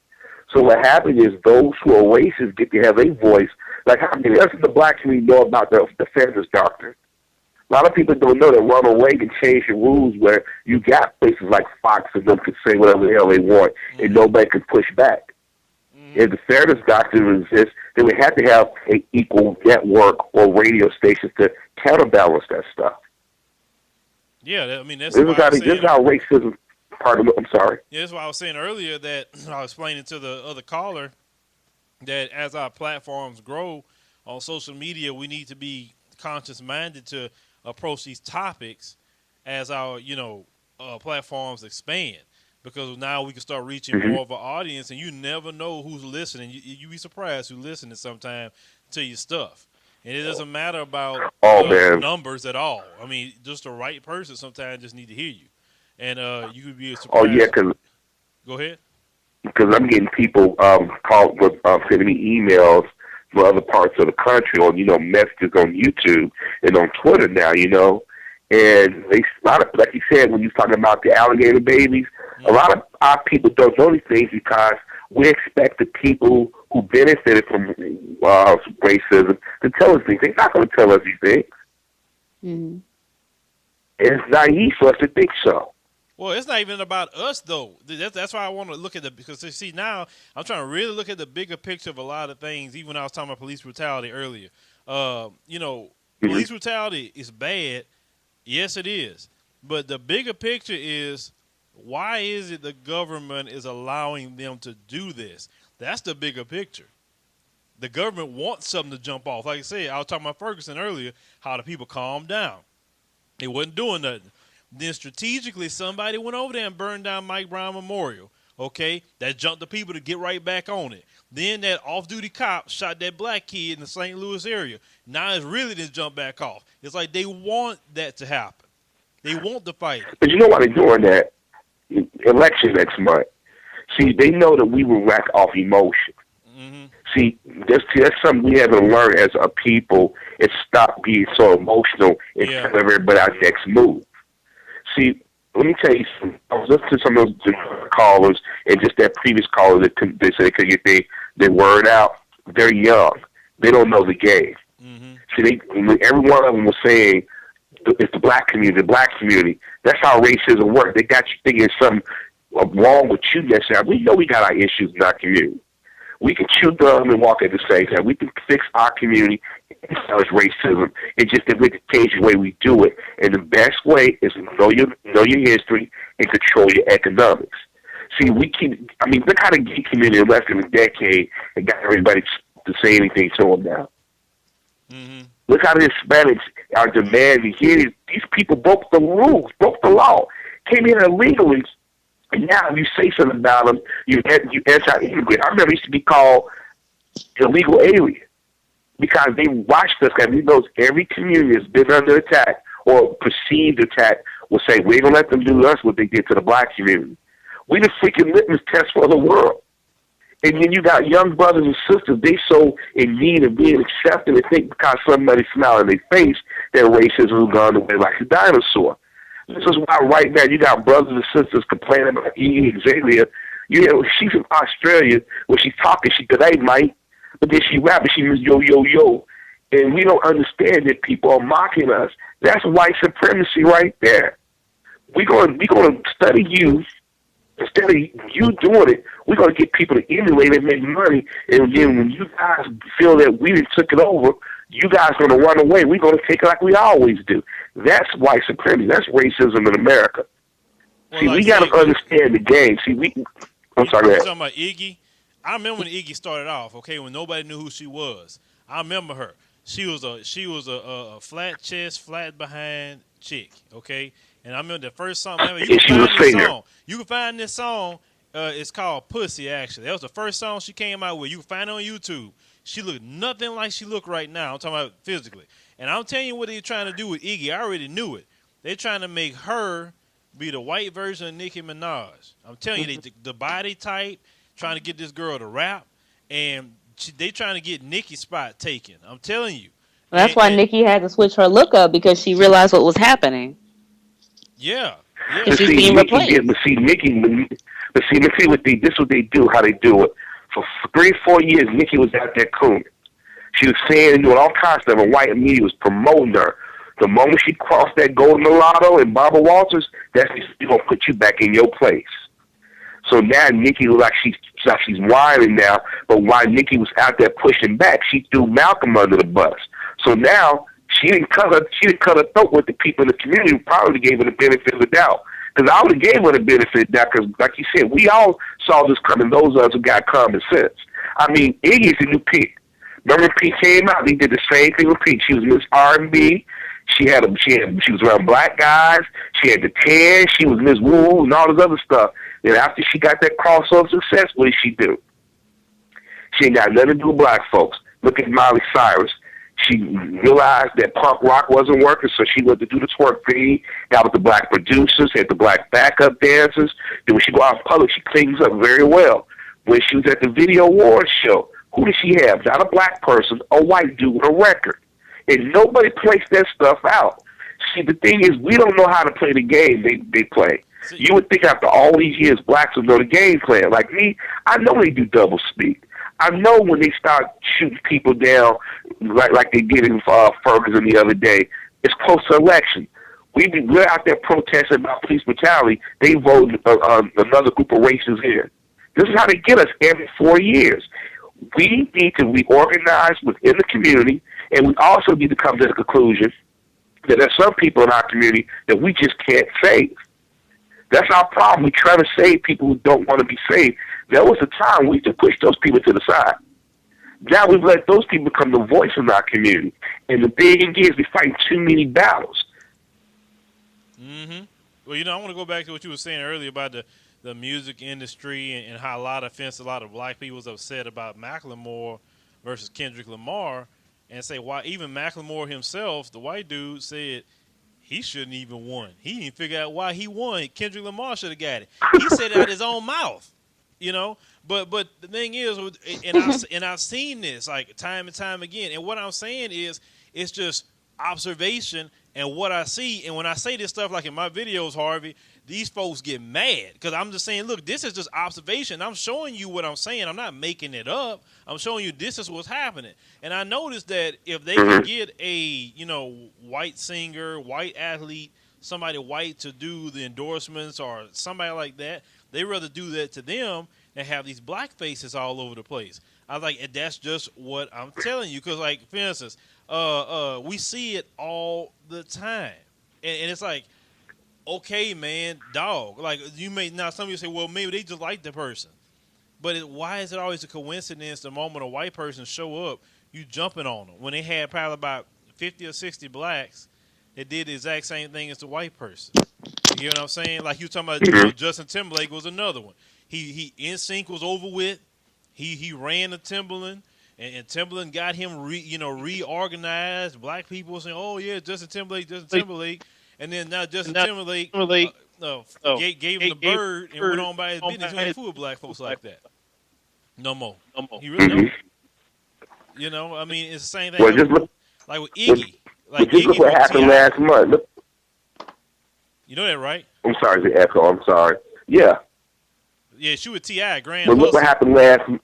Yeah, but look at it. She's running away from T.I. Mm-hmm. But look what happened last month. I'm gonna give you another example about this supremacy because your co-host mentioned about feminism, right? Yeah. Well, last month everybody's talking about Ray Rice and talking about how silly his wife was. I have a question. When white women say they're going to stand by their men, they never criticize them. But yet you always got white women listening to our sisters and saying, don't stand by once an abuser, always an abuser. And in my videos, did I not tell y'all they was going to do this to Chris Brown? They attacked him for one incident. But you mean to tell me when Mel Gibson hit his dead baby mama, so they like to use the term baby mama, she ain't came forth and said nothing about him. Charlie G shot John Travolta's current wife in the arm. They don't bring that up. See, racism is slick. I mean, they use our people to get on TV and throw us under the bus. And look what Goldie Taylor at MSNBC, while she was throwing black men under the bus, they fired her butt last week. Oh, you know what? Let me tell you something else. Let me tell you something else about them feminists. See, in my videos, I don't know if you've seen come my videos like when I brought certain subjects up. Like I said, okay, you want to talk about Ray Rice and everything, and say, oh, he's a woman beater and Chris Brown's a woman beater and all this other stuff. I say, but why in the hell you said nothing about that California Highway Patrol officer beating the hell out of that woman on the side of the road? He got to keep his job until he quit on his own. Now, the woman got money off of the department, yes, but he got to keep his job. Feminist says nothing at all. Nothing at all. They just kept their mouth shut. Every time I bring up certain stories, I throw it right back in the feminist face. And people say, you hate feminists? You doggone right I can't stand them chicks because they anti-family for one. And two, they only say something when somebody else do it, but they never open their mouth with white males unless it's to their advantage for some reason. Like the situation with Ray Rice, they did that because they wanted a foothold in the NFL. That's what they wanted. And now they got it. They got that man giant of Roger Goodell running the NFL, so he tap danced to him. Now, will you ever heard anything happen to Ray Rice now? Because I heard he filed a grievance with the collective bargaining agreement. Do you think he filed a grievance? He filed a grievance, but they got to go through the appeal process. And more than likely, they're going to wait till after the season to let him come back. He'll be with another team. But the thing is, he's still going after Adrian Peterson now. Now I'm gonna tell you about that. Now you know everybody want to push marijuana. You can at least might get a video telling black folk don't be yelling about making marijuana legal because they destroyed our community with marijuana. I mean, you got brothers going to jail for a dime bag, right? Mm-hmm. Now all of a sudden you got people yelling about he smoked marijuana, but at the same time y'all saying legalize marijuana. So when black people smoke marijuana, it's a crime. When you do it, it's just recreation, and you're doing it for a medical reason. See, we have to understand how racism is in this country. They say something and do the opposite. That's why I say we got to quit jumping on a bandwagon and everybody else. Because when I saw what they did to Ray Rice, and Ray Rice's wife admitted that she said, we both hit each other. I hit my husband first.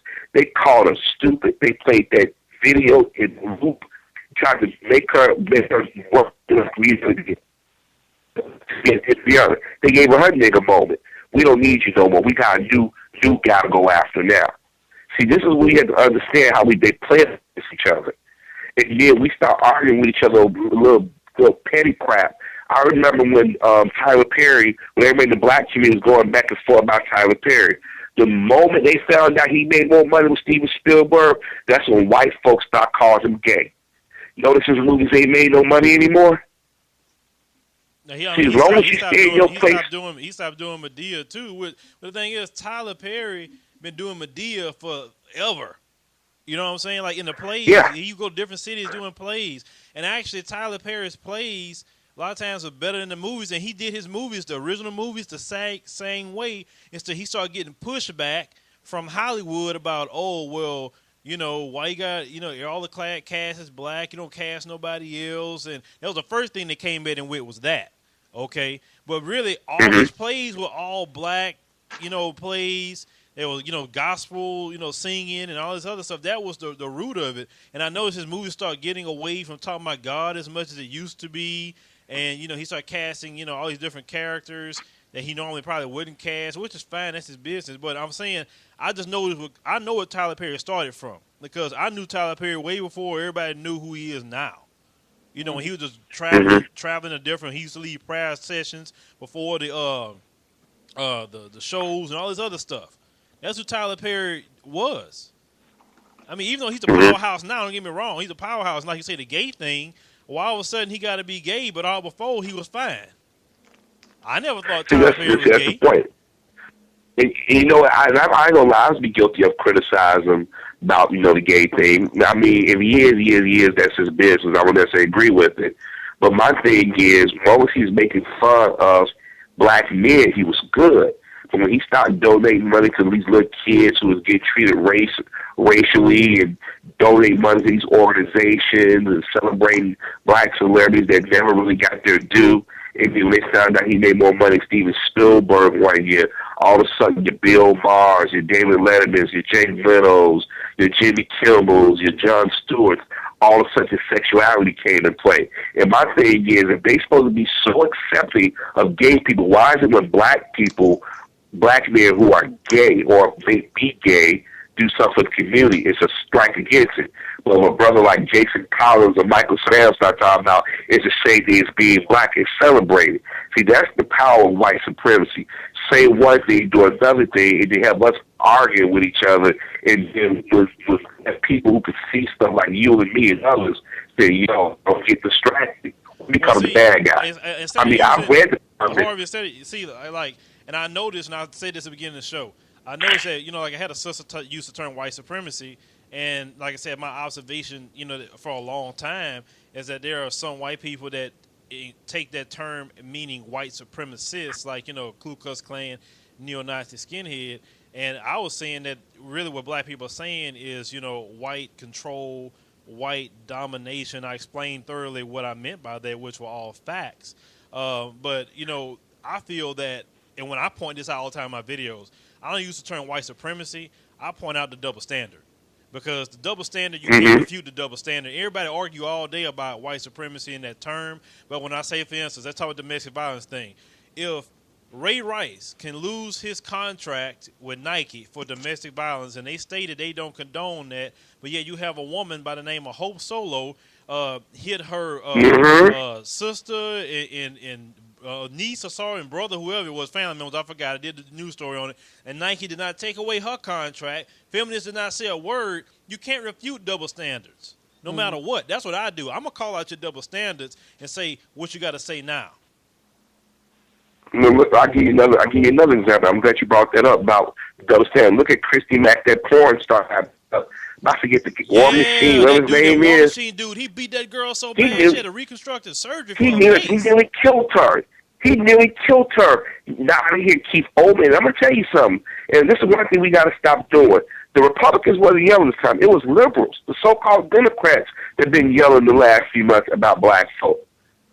Not one special comment from Keith Olbermann, but he want to tell us about Ray Rice and Agent Peterson. When Agent Peterson's son got killed last year, not one comment. They just want to talk about the kids he had a wedlock. But Brad Pitt and Angelina Jolie just got married. But they had kids out of wedlock. See, white supremacy, I understand what you meant by white supremacy. I got it. Me and you understood. Because a lot of people think when you talk about white supremacy, you talk about pointy hats and white robes and brown shirts and buzz haircuts. No. You got people on TV giving you the news. You can tell by their tone, their gestures. You can feel it. Even if you don't know these people, you know it. Oh, I get you, Harvey. I get you 100% what you're saying, because it's like when I do this and I call out them double standards and say, okay, what do you say about this? It's the same action, but yet different reaction. Oh, well, the first thing they tell me is, you hate white people. When have I ever said I hate white people? I say, when have you ever heard me say a racial slur about white people in my videos? You give it to me, because I don't hate nobody. Because if I did hate white people, I would say it. I ain't got no hand in my tongue not to tell you anything, but I can't stand you. I mean, that's just kind of how I feel about it. So, no, the thing is, I'm going to present the truth. And this is the thing, too. Not all white people are on that. Because I got white people that even agree with what I'm saying and say, you know what, man, you're right. That's not even right what these feminists are doing. That's not right what they do with child support. That's not right how people are treated. Believe it or not, there's more white people that's against that than what I've, come to realize with time. I say, wow, I mean, this is kind of, different. Sometimes black people, we get in our corner and we'll focus so much on the few white people that's just tearing us apart. And usually these white people aren't your everyday blue collar. It's usually a white person in power that's probably going to inflict something on you, not your everyday white person dealing with the same issues that you're dealing with, believe it or not. The police officer that we look at, and in which I be on them cops. I mean, I'm pretty sure you see that. I'm on them cops.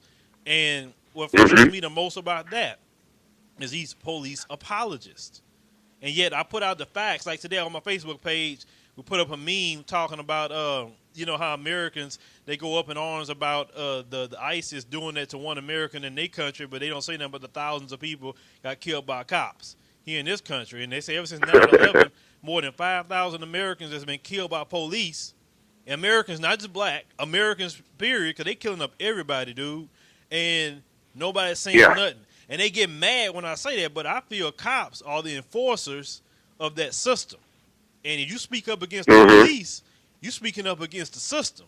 And they don't like, so some folks don't like that. They don't. Because they want these police to do what they want to do.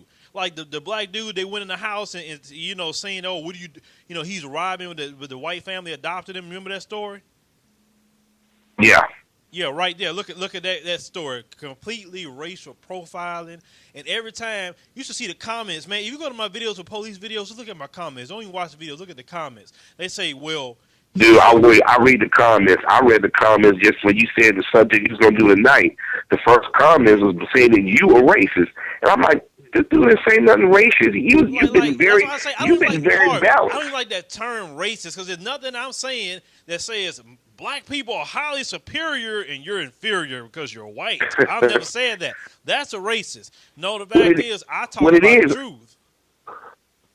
What it is, brother, is that people, those people who believe in supremacy, believe that we're inferior, they're afraid that one day they're going to get their come-ups. Because if you go back to the '08 campaign, a lot of the videos, you have a lot of saying that the nigger's going to take over and everything. That's their fear. They know what they're doing is wrong. It's just that they feel that one day I might get ahead, so I can't let this other person get ahead. I mean, here it is. My videos, you've heard me say, I don't speak in absolutes. But yeah, I always get somebody come to me saying I'm racist. Like, have I accused all whites? I mean, there have been white women who have done more for me than my own people. Harvey, that's that playbook to shut you up that I was talking about at the beginning. Trying to silence you because a lot of black people, as soon as they hear the word racist, they're like, oh no, I'm not a racist. I'm not racist. I'll just be quiet. And then they'll stop speaking because they're afraid of being viewed as a racist when they don't realize the game is being played on them. Yeah, and that's what I was trying to say earlier. You know, too, like, first they're going to tell you you're a racist, then they're going to say you hate white people, then they're going to say, well, what about black-on-black crime? Yeah, what about Chicago? Yeah, in Chicago. What about Chicago? And you know what I say when they tell me that? I say, you don't care about them black people in Chicago. You're just trying to get me to shut the hell up. And that's what I say. Exactly, and I've done videos about it, and a lot of people come to me, white and black, I didn't know this. I said, if you're not from here, you don't know the way of the land. Only reason why Chicago is being spoken about because who's in that White House. And I said, if y'all don't understand the racial history, even what Dr. King said, he said, I've never seen this kind of hatred before, and he's from the South, but it was hating brothers and sisters every day. You know what I mean? I mean, you know, when we use the term racist, they get offended, like, oh my gosh, I can't be seen as a racist because then that means I must have said or did something that told off on them. You don't have to call me a nigger. You could just throw like on Dr. King. Once you start throwing out Dr. King, I already know what you're on because I said they want to have us at the 1963 Dr. King, not the 1966 or 1968 Dr. King. You know, they want us to think that, you know, we're the ones who are the reverse races or we're playing the race card. I'm like, where's the magical deck of cards that you have? I hate them terms. Race card, race baiting, and reverse race and race baiting. What is race baiting? Anytime you speak up against racism, it's race baiting. And I notice mostly one group use that term, not all the people in the group use that term. They say, I hate Jackson, I hate Sharpton. Why? Because they're a race baiter. Okay, what are you talking about? Like, they just saying what they see. Now, do I agree with everything Reverend Jackson, Reverend Sharpton? No, but I'm not going to disrespect them brothers like that. You know, not at all. Same thing about the race card. And they're like, oh, you're always pulling the race card. I say, okay, well, how about you destroy the deck and I can't pull it? How about that? Exactly, and that's the thing. And then they try to think they can overtalk us or talk under us or try to make us feel guilty. Like, blacks, we're not racist. We react to racism. Now, whether it's positive or negative, that's a different thing. But we can't be racist. We don't have that power. Now, exactly. I was going to say that. We don't have any economic power in this country, even though we have a half-black man in the president. We're going to say half-black man in the president, or in the White House, does not mean that we have power to actually make laws that would disenfranchise or make anyone's life worse. So we don't have the power to be racist. That's why I hate when people say, oh, black people are racist. We aren't racist. We don't have any power to be able to reign supreme over anybody. So until we can be bigoted like any prejudice. But we can't be racist. You know, you ask yourself this question too. When in the history of America has any white person been told, you better not be in that town or something going to happen to you? And that's the law too. So you better not be in this town. It still happens today. It happened to me 7 years ago. I just got discharged from the Army, and I'm driving from Fort Stewart. I'm getting to Tennessee, and I stop off at this BP gas station. Now, I ain't thinking nothing. You know, I'm just trying to get home, back to Chicago, live my life, get my benefits and stuff in order. So I go to the counter. This white woman said, sweetheart, I ain't trying to scare you. I'm not racist or anything. But you notice outside, you don't see not one black person. All them little boys out there, if I was you, I would hurry up and get your gas and get out of here. The only thing they say, I had an Army T-shirt on. They wasn't sure if I was active duty or I just happened to have an Army T-shirt on. But once I realized what was going on, I didn't stop until I got to Kentucky. There are still places in this country where you and I cannot drive comfortable in the evening or daytime. Shoot, they got places like So that when in we East hear Texas, about police, Harvey. A lot of these East Texas towns, Vider, Kuntz, Buna, Jasper. Man, I ain't about to be over there at night without an arsenal of guns. I say, man, shoot, please. exactly. Police pull up behind There's what you doing places out in here, boy? Illinois I wouldn't get caught driving in. The Klan gonna get me. I mean, it's sad. It's sad because we don't live in a post-racial society. I want people to stop saying that because we don't. It's just swept under the rug. That's all it is. I want our younger on my brothers and drive up to sisters to stop. Virginia. Hey, Miss Gabriella, y'all keep talking. Give me a second. I'll be back. All right. Well, on my drive to Virginia, I saw this big old Confederate flag on the highway. We don't live in a post-racial society. We don't. And the thing is, what we do is when we try to keep saying that, we have to understand that's been a generation that's been born. I mean, a lot of people need to think. Back in the 1960s, our parents was dealing with that in-your-face racism. All those old videos, where do you think all them racists went? They gave birth to people in our age group. Now they got grandkids. They're in their 20s or their teens, and we in our 30s and 40s. So it's been passed on for the last 40 or 50 years. We think it went the way a dinosaur. We thinking because a few brothers and sisters on TV, we should overcome. No, what happened was we started burning up cities across America, and they got swooped. And they said, put them niggas in a position, put them in the newsroom, put them on TV, put them black men in there. You know, I mean, just look at how they did Michael Jackson. Look how they just systematically destroyed that man. But you got a guy from 7 had a minute on tape that he was molesting little girls. You know what they say? Well, allegedly. But Michael Jackson, it was proof that he didn't do none of this stuff, but to this day, they still call him a pedophile. Mm-hmm. They killed that man with innuendo. That's why he died. It is Dr. Curran Murray had the unfortunate time to be the doctor when he took his last breath. I mean, think about how we do each other. Look at Arsenio Hall. When Arsenio Hall came back, they say his show was highly rated. Jay Leno went on there and now he got picked up for a second season. What changed from January of this year to June of this year? He had Dick Greger on there. And Dick Greger got political on there. Just like Farrakhan did. He said, no, I've seen him go feedback. He got to be niggers on there. He got to go. Think about it. His show was rated. He had Prince on there. How can his show not be highly rated when you got Prince on there? See, the problem is we do not control our dollar. No, they were afraid he was about to And be as soon as political. we start They were afraid he was about to be political again. They were scared that as soon as they were scared that Arsenio Hall would actually use his platform for more than just shucking and jiving. That's what it was. Mm-hmm. Because as soon as they have That's what it was. as soon as you have one intelligent black person come on, even if it's on the news or any type of television program, either they'll cut the black person off when they're actually speaking the truth, or they'll cancel the show right then and there. Because they don't want the truth to get out. This is why I'm 100% against us as black people taking our talents to mainstream media, because that is a way to bridle our tongue. I think we should stick to our own platforms and create our own companies and media companies and do that. I mean, that's my vision. It's just to have, I do have my own company now, but my vision is to definitely make it grow to a multi-million-dollar company because, we got to have that. Like I was telling you earlier, Harvey, you knew this. I grew up watching BET News. And you'll see BET News, and then you'll see the other news on your local channels. And it's the same story, but it shows how, we think about it too, not just, other groups. And that was good. Or some stories on BET News you would never see on the mainstream news. And the first thing, the first thing Viacom did was cut that BET News off. You notice that? Bob Johnson, he was doing. And I'm gonna tell you, and I remember the excuse they gave too. They said that black folk don't watch the news. And I'm like, who said that? If they don't watch the Deborah news, then Lee, why is it they watching Deborah, my channel then? If they don't watch the news.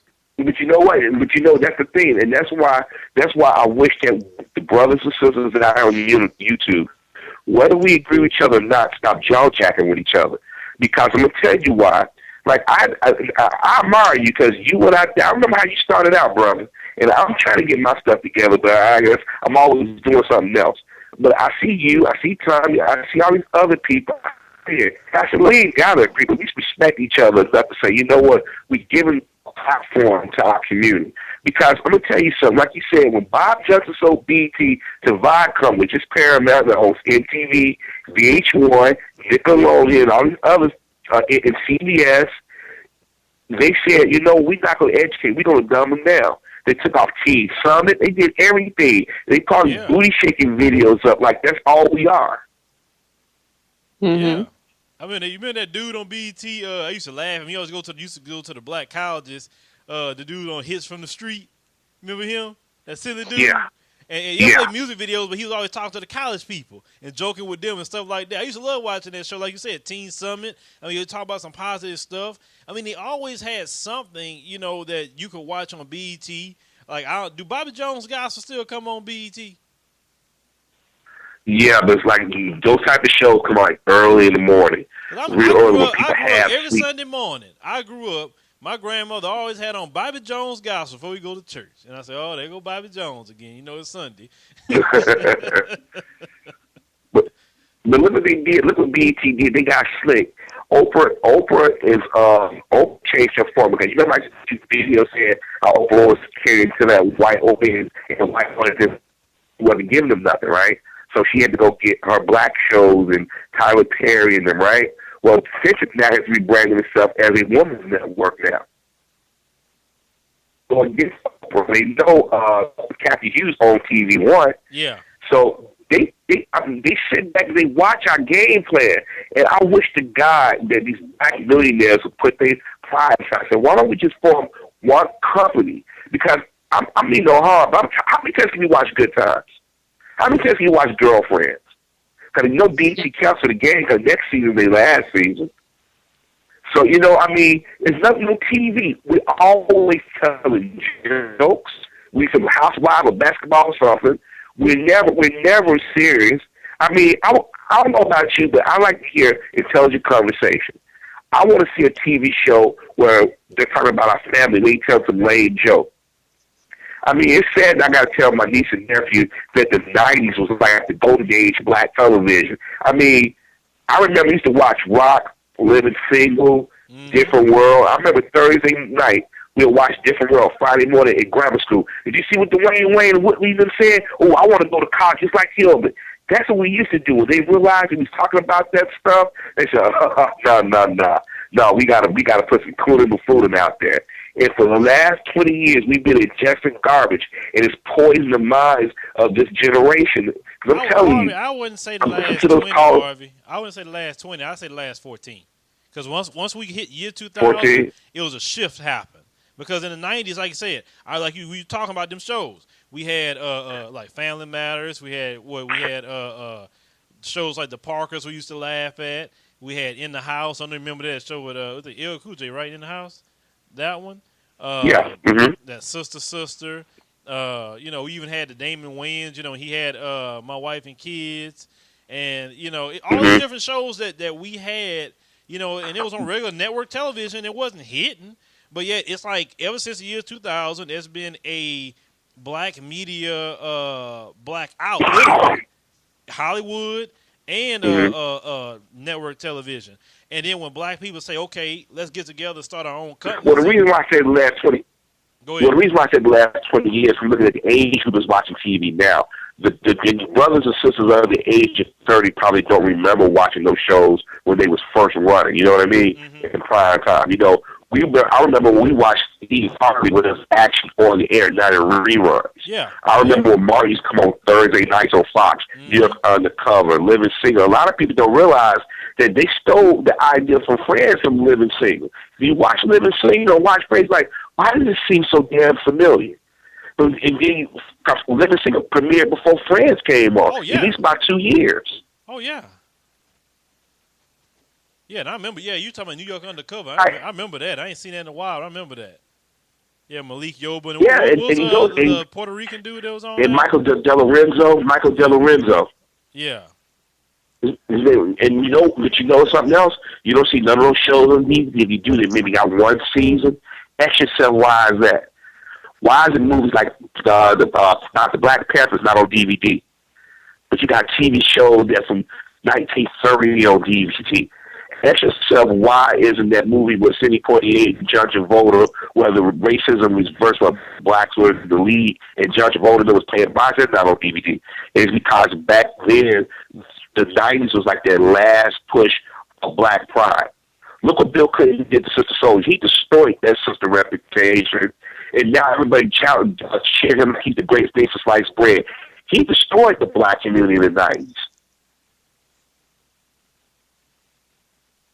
Well, shoot, I'm tell you what. What happened? Whatever happened to C. Dolores Tucker? Whatever happened to her? She passed away, and the media. What happened was those bulk paid Negroes and those record companies destroyed her reputation, and she was a prophet that she said it was going to happen. I remember in 1991, Ice-T came out with Cop Killer, and Ice-T was pushing back against Bush Sr. and the police officers, and she didn't say nothing about him. It was one of Lucy Campbell type stuff. The MC Briggs, remember when Pop That Coochie and all that stuff? Yeah. Remember the box, all that stuff? She said it. And then I know Reverend Jackson, that's when they came up with the term African American. He brought it to try to explain why some of our community wasn't getting it. And what happened is the powers that be said, okay, you know what? If somebody says you're destroy your community with the use of the word nigger, say it's a freedom of speech, a freedom of expression, or a term of endearment. So for 20 years, that's all you heard was a term of endearment. So now you got kids who are 12, 13. Oh, we took the power back. I don't know about you, but our ancestors, there are people to this day who are getting shot down. The last word they hear is nigger. And I'm pretty sure Trayvon heard nigger from George Zimmer. I'm pretty sure the guy that shot Renisha McBride in the face, he thought of her as a nigger. Michael Brown, when that cop shot him, he thought of him as a nigger. And we got to understand that word is dangerous, whether it's with an A on it or an E on it. That's why I was saying earlier in the show, I know you heard, I said that, I know as black people, we do use that word, but I said I've always made a practice.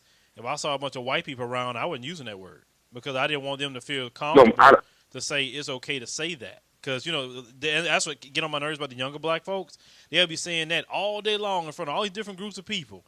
And then the moment they say it, they pissed off. Like, what they saying it for? You saying it in front of them all day, fool. Even the younger generation, I've seen little YouTube and Vine videos, and the stuff all the kids are doing now. The little 30-second clips, and they'll be making little videos and jokes and stuff. I've seen Asian kids saying it, Hispanic kids, white kids saying it, but they were the Eminem type. White people or Asian but people. You know what? So it was Let me tell you right now. Nobody got offended, and that made me mad. Yeah, I'll tell you this. Let me make a rap and call somebody a kike, stick, wop, gook. Watch how fast they be out to boycott me, any company that does business with me. And this is the thing, we keep doing business with people. Like when these rappers get called out for that, like, well, you use nigger. Why don't they come back and say, but you know what, you should go after the record companies because that's what they hired me to do. And it's kind of hard to tell a young brother and sister who's been part of life, don't say certain things. So I do give some the benefit of the doubt, but you shouldn't let money control you. But at the same time, I want to see some black rappers rap about kikes and see how fast. I want brothers use that same argument. Well, it's just a freedom of speech. I didn't mean it that way. You remember Michael Jackson made reference, use that term. Which oh, yeah, they don't care about us. Like said, ski, it was it. Jew me, sue me, everybody do me, kick me, kike me, don't you black and white me. Yeah, he was actually defending the Jews. He got in trouble for saying that. Hey, Harvey, if you don't mind, stay on the line because I'm going to get to these other callers, too, while we on the show. Oh, no problem, brother. I've been here all night.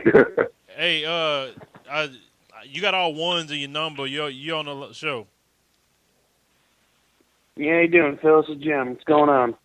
What's going on, Jim? I know you got a lot to say about the conversation you just heard. Well, I know it was me who you said you were waiting for some questions for the white guy, so I'm sure that was me, right? I didn't say it was you, but I said if it was somebody white, I'd like to ask him a question. But since I'm here, since you volunteered, since you great at volunteering, I want to ask you a question. When a black person says, white supremacy, how do you feel about that? When a black person says white supremacy, Yeah, they say this country is like it has white supremacy. I mean, do you view? Well, I'm not going to tell you how you view stuff, but how do you feel when you hear that term from a black person?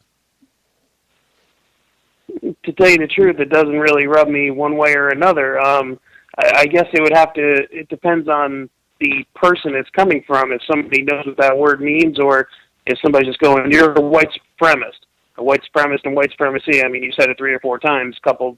It's different things. So yeah, that I don't have one feeling or another about it. That doesn't bother me.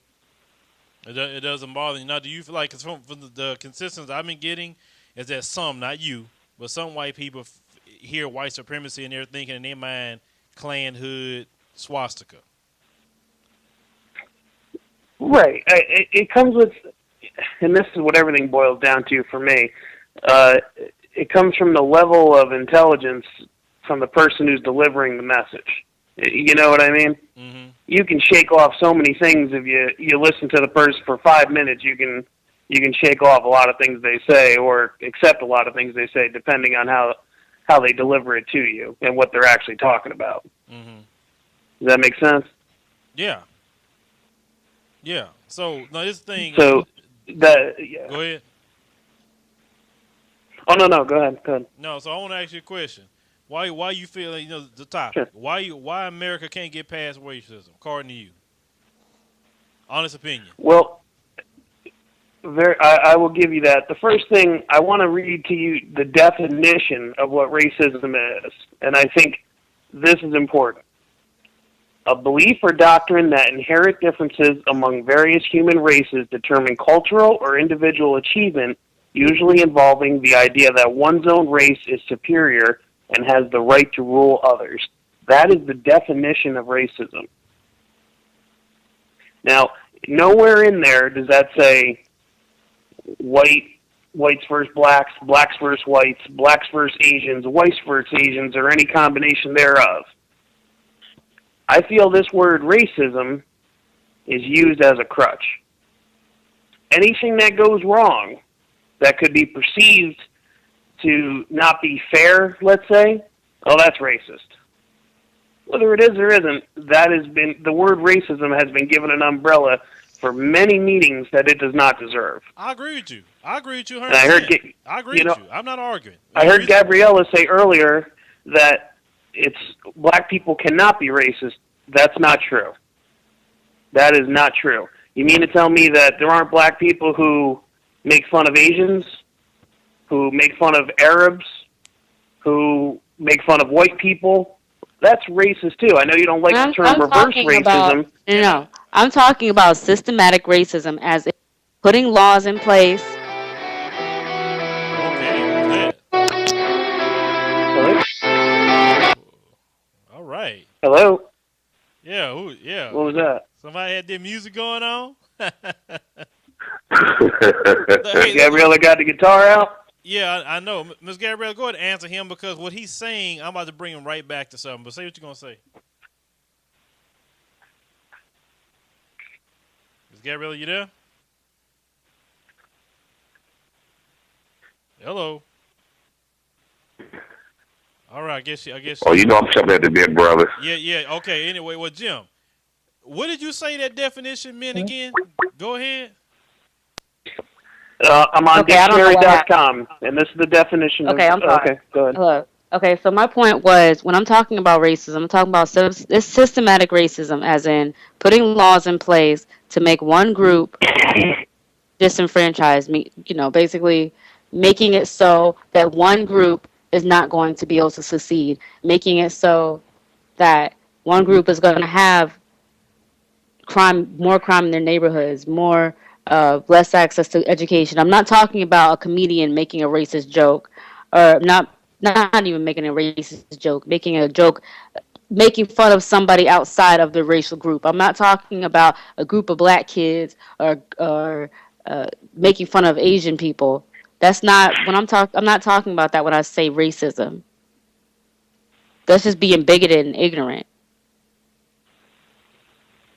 And I understand that, there but are more than one definition. There is more than one definition to that word. Okay, so words can have more than one meaning. So just because the word racism, maybe the first definition of that word is what you just read off, there are other definitions to that same word. Keep that in mind. okay. Well, I'm on dictionary. I'm on dictionary.com. There are two more. Would you like me to read the final two? I don't need an English lesson, but okay. Well, no. I'm just listen. Please don't get upset. I mean, don't get mad at me now because I'm delivering book dictionary term. You know. People always say we're upset. Jim, I want to go back to that first definition you read. Read that first definition of what racism is. Sure. Racism, a belief or doctrine that inherent differences among various human races determine. Jim. Somebody got their stuff turned up. I'm getting an echo. No, it's not. It's not me. I have my cell phone. All right. Go ahead and read it again. It's not me. I have perfect service. Okay, read again. All right. A belief or doctrine that inherent differences among the various human races determine cultural or individual achievement, usually involving the idea that one's own race is superior and has the right to rule others. Okay. You said it was a doctrine, which means a teaching or a belief that this one group of people has, due to their superiority, has a right to rule others, correct? Usually involving the idea that one's own race is superior and has the right to rule others. Okay, so by a black person make a black comedian. Okay, go ahead. Yeah. So that term refers to power structure. That term refers to systems, because some people confuse bigot and racism. And when Ms. Gabriella was telling you about systematic racism, is what she's talking about, that term you're using about one group of people feeling that they have the right to rule other people because they're who they are, okay? But a bigot, basically, it's a state of mind where a person strongly or unfairly dislikes other people, ideas, etc., includes personal beliefs, race, religion, national origin, gender, disability, sexual orientation, socioeconomic status, or other group characteristics. See, some people confuse being a bigot versus racist, and a lot of these people are being bigots, not being racist. Because racist has to do with power structure, bigot has to do with an individual. Okay, well, then let me make sure I'm understanding this topic completely then before I answer your question. So your problem, you say it's racism then, and if you're claiming it to being with structure, okay, so that the whole system is against black people? Am I understanding that correctly? Please clear it up for me if I'm not. What do you think I mean by that? Before I say a word, what do you think I mean by racism? Racism is an institution in this country. It's the truth. It's set in this country like as a foundation. Because if it wasn't an institution in this nation, we'd have been past this long time ago. How is it that we evolved so much as society, but yet we can't get away from this? Think about it. And it's stupid. Really, it's stupid. Racism is something, listen, though, racism is something, according to this definition, that is never going to go away. And I'll explain to you why. Because there will always be somebody who thinks they are better than someone else. That's not just in America. That's across the world. It's always been. It's in history. I mean, look at genocide. I mean, Serbs, Croatians, the Khmer Rouge in Cambodia. This is real. It's not just here, and it's something that will never, ever change. But to go back to your where you go between bigotry and racism, I'm saying this, and I'm going to get a lot of hell for this, but you know what? I say what I believe, too. A lot of black people say that, well, this is the white person's fault, and they're racist, that I can't make it in this world because society is against me. And you know what? That's not fair. Jim, have you It's ever heard not me say true. that in the video? Have you ever heard us say Bro, promote that idea? We've never can I say promoted that on something? the Because show. We never have. I can't hear. There's 3 people talking. I'm sorry. Because we're all saying the I'm same sorry. Go ahead, thing. Miss Gabrielle. I'll wait. We're all saying the same thing. We've never, ever promoted the idea that because we're black, we'll never be able to make it in society, and oh, woe is me, or the poor black woman, or the poor black man, we're never going to make it. We've never said that. That's I not said some. I didn't say you. I said some. I choose my words carefully. But you said some, but when you say some, you're still applying that to the black community. First of all, let me say this. If you're So you're saying that, hold on, no, you're saying that's not true? You're saying that there's black people who don't feel that way, sir? I'll let you speak, let me speak now, okay? First of all, you can't talk in absolutes because you heard a few say something doesn't mean a whole. Like me and Elijah and Miss Gabrielle, we give white people the benefit of the doubt. We say not all. Even though we know the majority of this country have a certain belief system. Doesn't matter Republican, Democrat, rich or poor.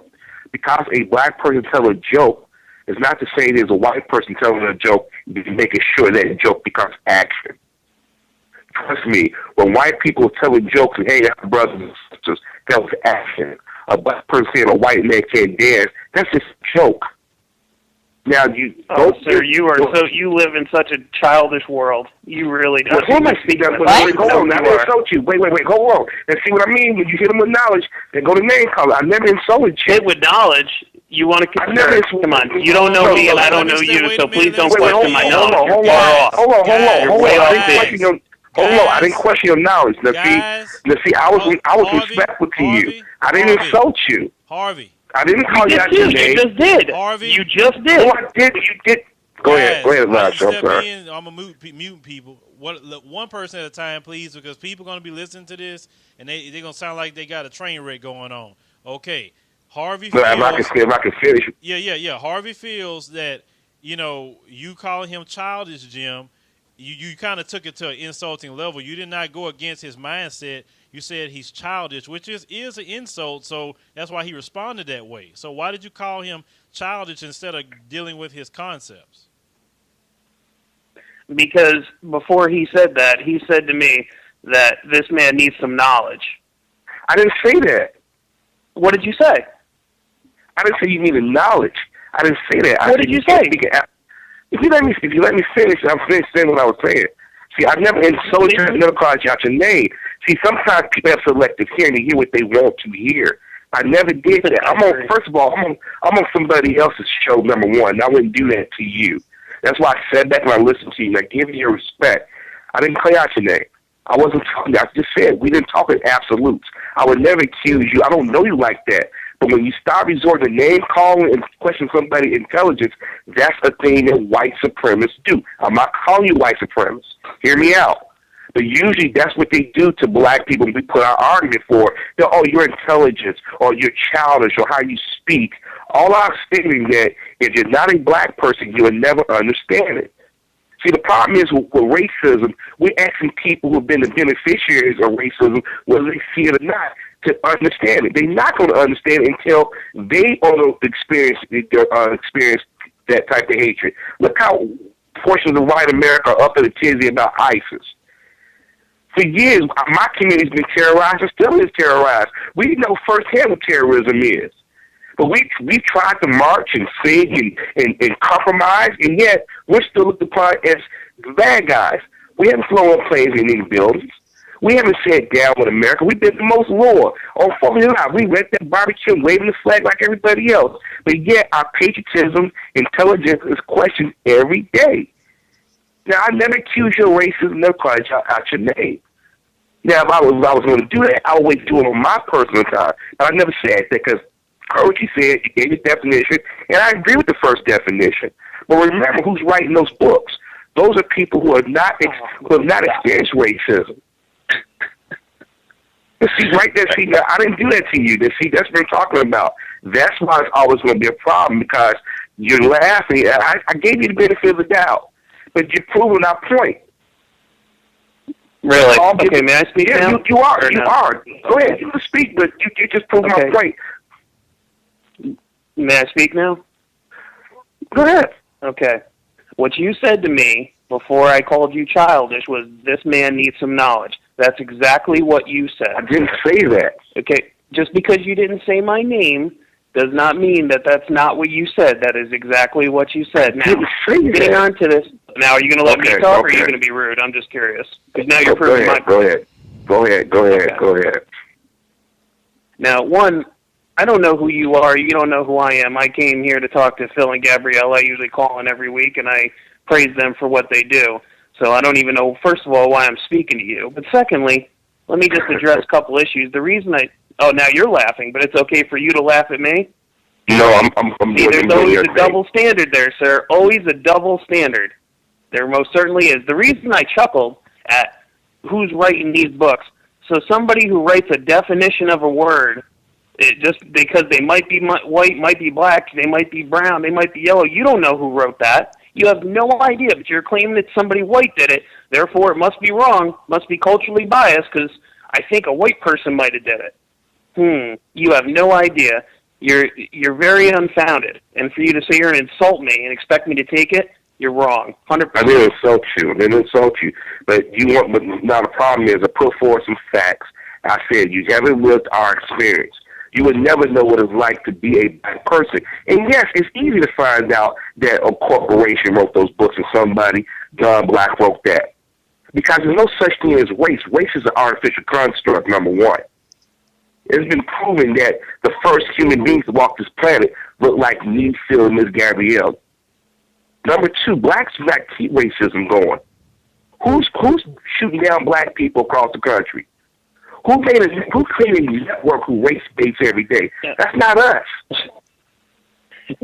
Now, see, the problem you're trying to do. No, hold on. No. Out of control. No. I don't even get a chance I'm not to respond. filibustering. And I think that's what you like to do. I'm putting out facts. I think that's what you like to do. You like we to gotta have one filibuster. at a time, guys.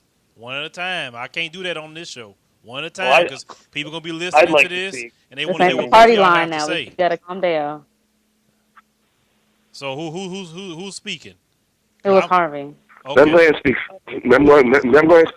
speak. Okay. Well, I got to say, Phil, I called this show to speak about this topic, and I didn't feel that I need to get attacked or have to even defend myself from somebody who still don't know who this guy is. I think this is kind of wrong and off base, and I want to say to you, if you kept me on hold that long because you know it was me, just to have me talk to him and try to get, lambasted, hold on, that's Jim. pretty wrong. Now you're going somewhere. First of all, the guy that's on the line, I've been knowing him for a few years, doing YouTube videos, and me and him been pretty cool over the years. So when he called, I didn't even know it was him on the line. I don't know whose number is what. And then when your number come across, it's not even a number, it's all ones. I don't even know if it's you until I heard your voice. So how can I be trying to set you up for something? That's really not my style. I just asked a question, you're letting him filibuster go on, and every time I try to defend myself, he just talks over me because he thinks that's the way things should be. But you're addressing me now, so that's what I'm saying, and I'm just giving you the answer. I don't know who's calling really. It's rare if I kind of remember whose number it is that calls in here until I hear their voice. So that wasn't the case. Okay. Are you really? Do you want your? I'm going to ask you, since you're the host.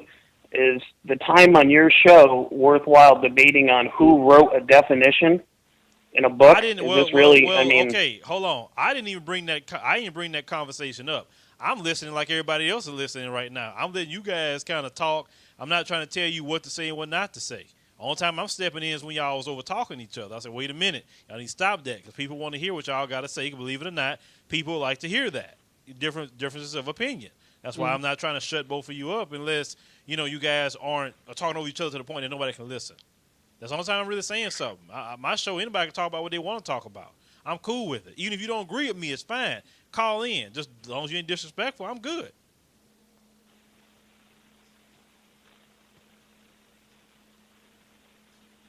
So, the deal about the definitions or whatever, that's between you and him. I mean, I didn't bring it up.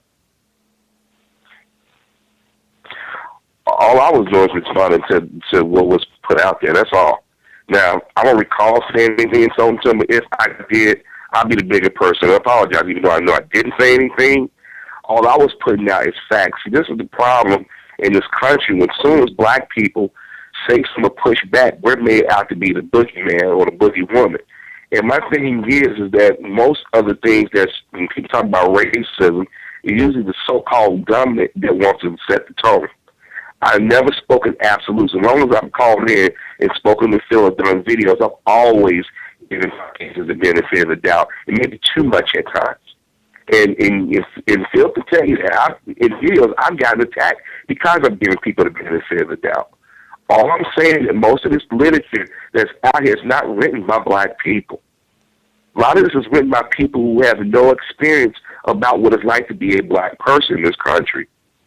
You have people out here who are part of the community but run away from it when it's convenient.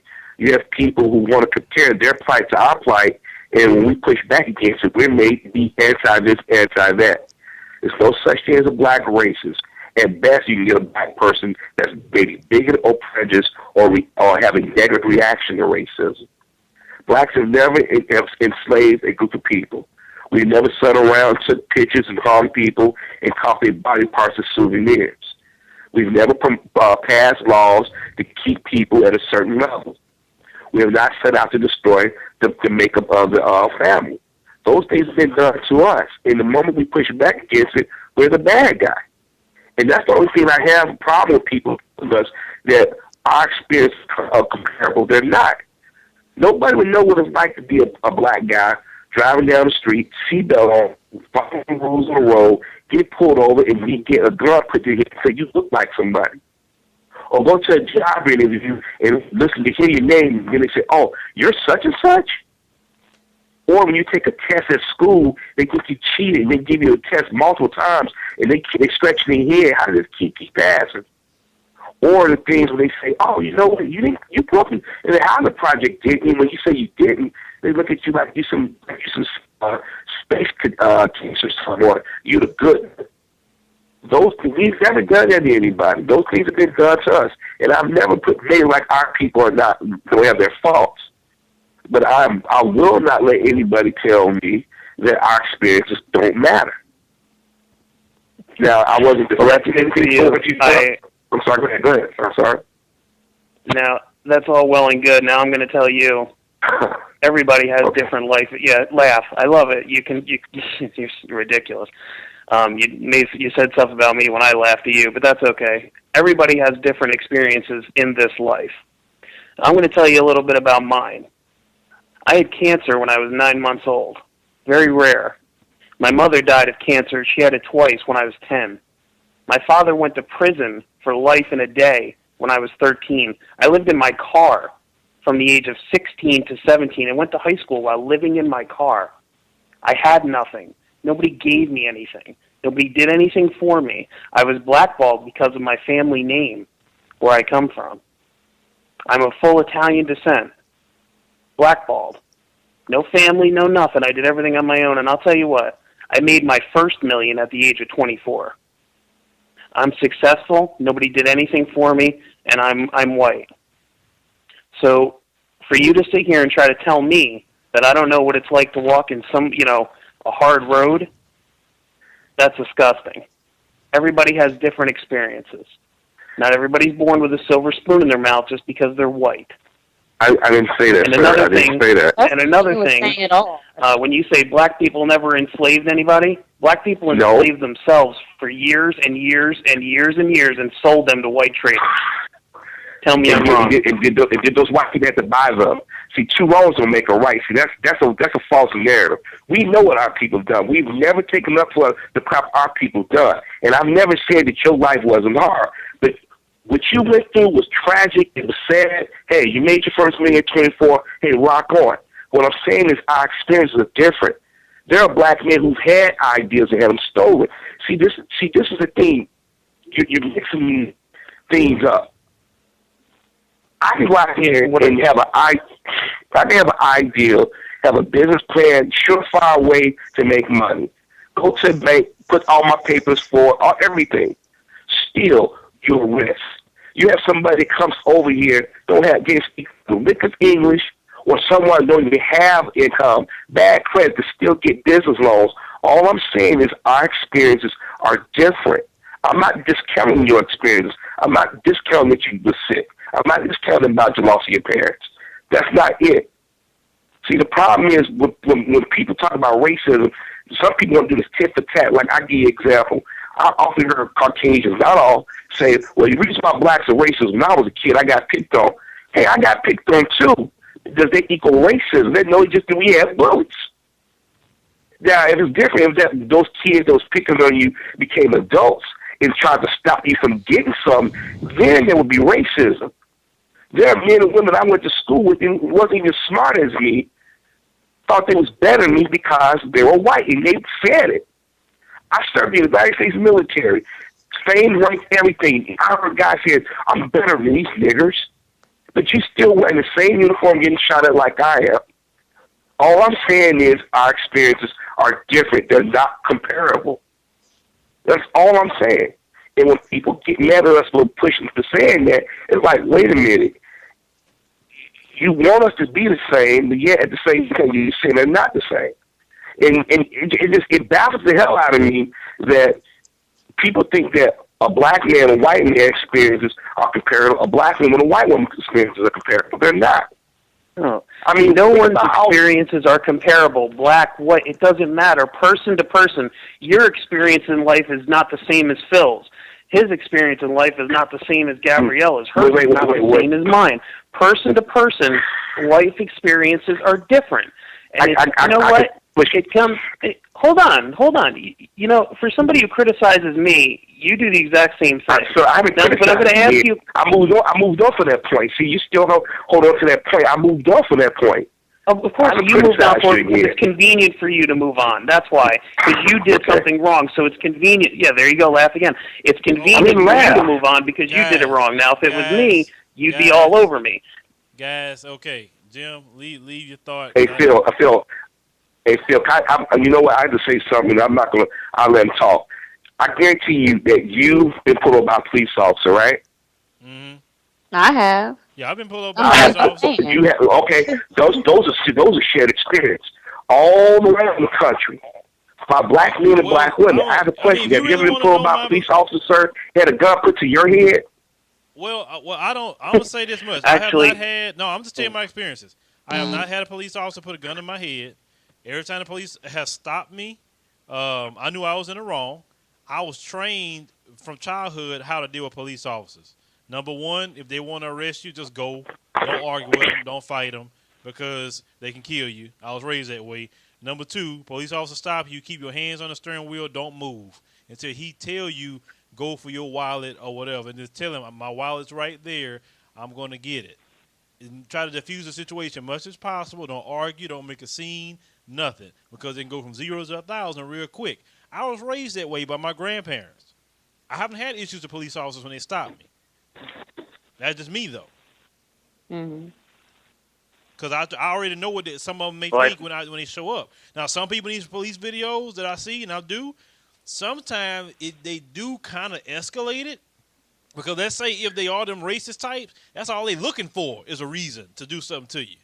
So, I don't know. The younger folks weren't raised the way I was raised to know how to deal with police. And that's you know, we talking about police. That's the difference, too, between the black community and white community, too, is that we have to teach our kids how to deal with police. A lot of times, and this is what I'm noticing, Jim, that every time I do, you know, videos about the police, talk about the police, the perception of the white community is, well, they're the police, they're the good guys. And a lot of black people say, hell no, they ain't either. You know, they did this to me, they beat me up. You know my view on police. I shared a story with you a couple weeks ago about how the one detective, he happened to be an African American, wanted $5,000 cash from me, or he was going to have me pulled up on felony charges. I didn't give it to him, and I got pulled up on felony charges, and I caught his ass and had him recorded. And guess what? Guess who got in trouble and got the charges dropped? And that's good. But that's my experience, one of them. And also, not for nothing, sir. Without saying who I really am. Just to let you know, you want to talk about experience with police is how about 13 years old, sitting on the couch. And I'll let you know it's just something. They've made documentaries. They've made a movie. It's been all over the place. They've written books on who my father was. 13 years old, I had the FBI and state police kick down the door, beat the living hell out of me looking for my dad in the house. While I was there, drug him out in front of me, beat the shit out of me in the middle of winter, and let me bleed while they took me to the station and locked me up for about 3-4 hours till somebody found out where I was and was able to come and get me. And I'm a white person. But you know what? I don't ask for sympathy. I don't want sympathy. I don't need anything from anybody else. I don't want somebody to say, oh, well, geez, this poor kid, look what happened to him. No. You know what I did? I got off my ass one day, and I said, you know what? Nobody's going to help me but me. I used my mind. I never went to college, and I didn't have $10 to buy me. And I made something of myself, and I still make something of myself every single day because I want more. And that's what everybody needs to do. White, black, it does not matter. They need to take a look at themselves in the mirror, look at their surroundings, and if they're not happy, they need to say, you know what? I don't care what it takes. I want more, and I'm going to do it. Doesn't matter what it takes. I'm going to get it done. Now, I'd like anybody to tell me I'm wrong there. Oh, I'm not. As I said before, I'm not going to argue. Our experiences are different. It sounds like you're saying that blacks are running around saying "woe is me," and we're not. Now, have you heard some say it? Then talk about those you've heard say it. Now, one thing that I always use that word some. I just said that. Let me finish. All I was saying is that our experience is different. There are black people who want the same thing, the same American dream that you want. There are black men who get up, who apply themselves. And there are some out there who have master degrees, all kinds of degrees, and they still can't find jobs. They're not sitting around saying, woe is me. Now, when we talk about racism, we talk about the barriers, people should understand that, we do have legit grievances. I mean, since President Obama has been in office, it's been attacks on the black community. Voting rights, unemployment is higher than anyone. And yet, the moment we like about to open our mouth, there you go with and I'm not talking about you, okay?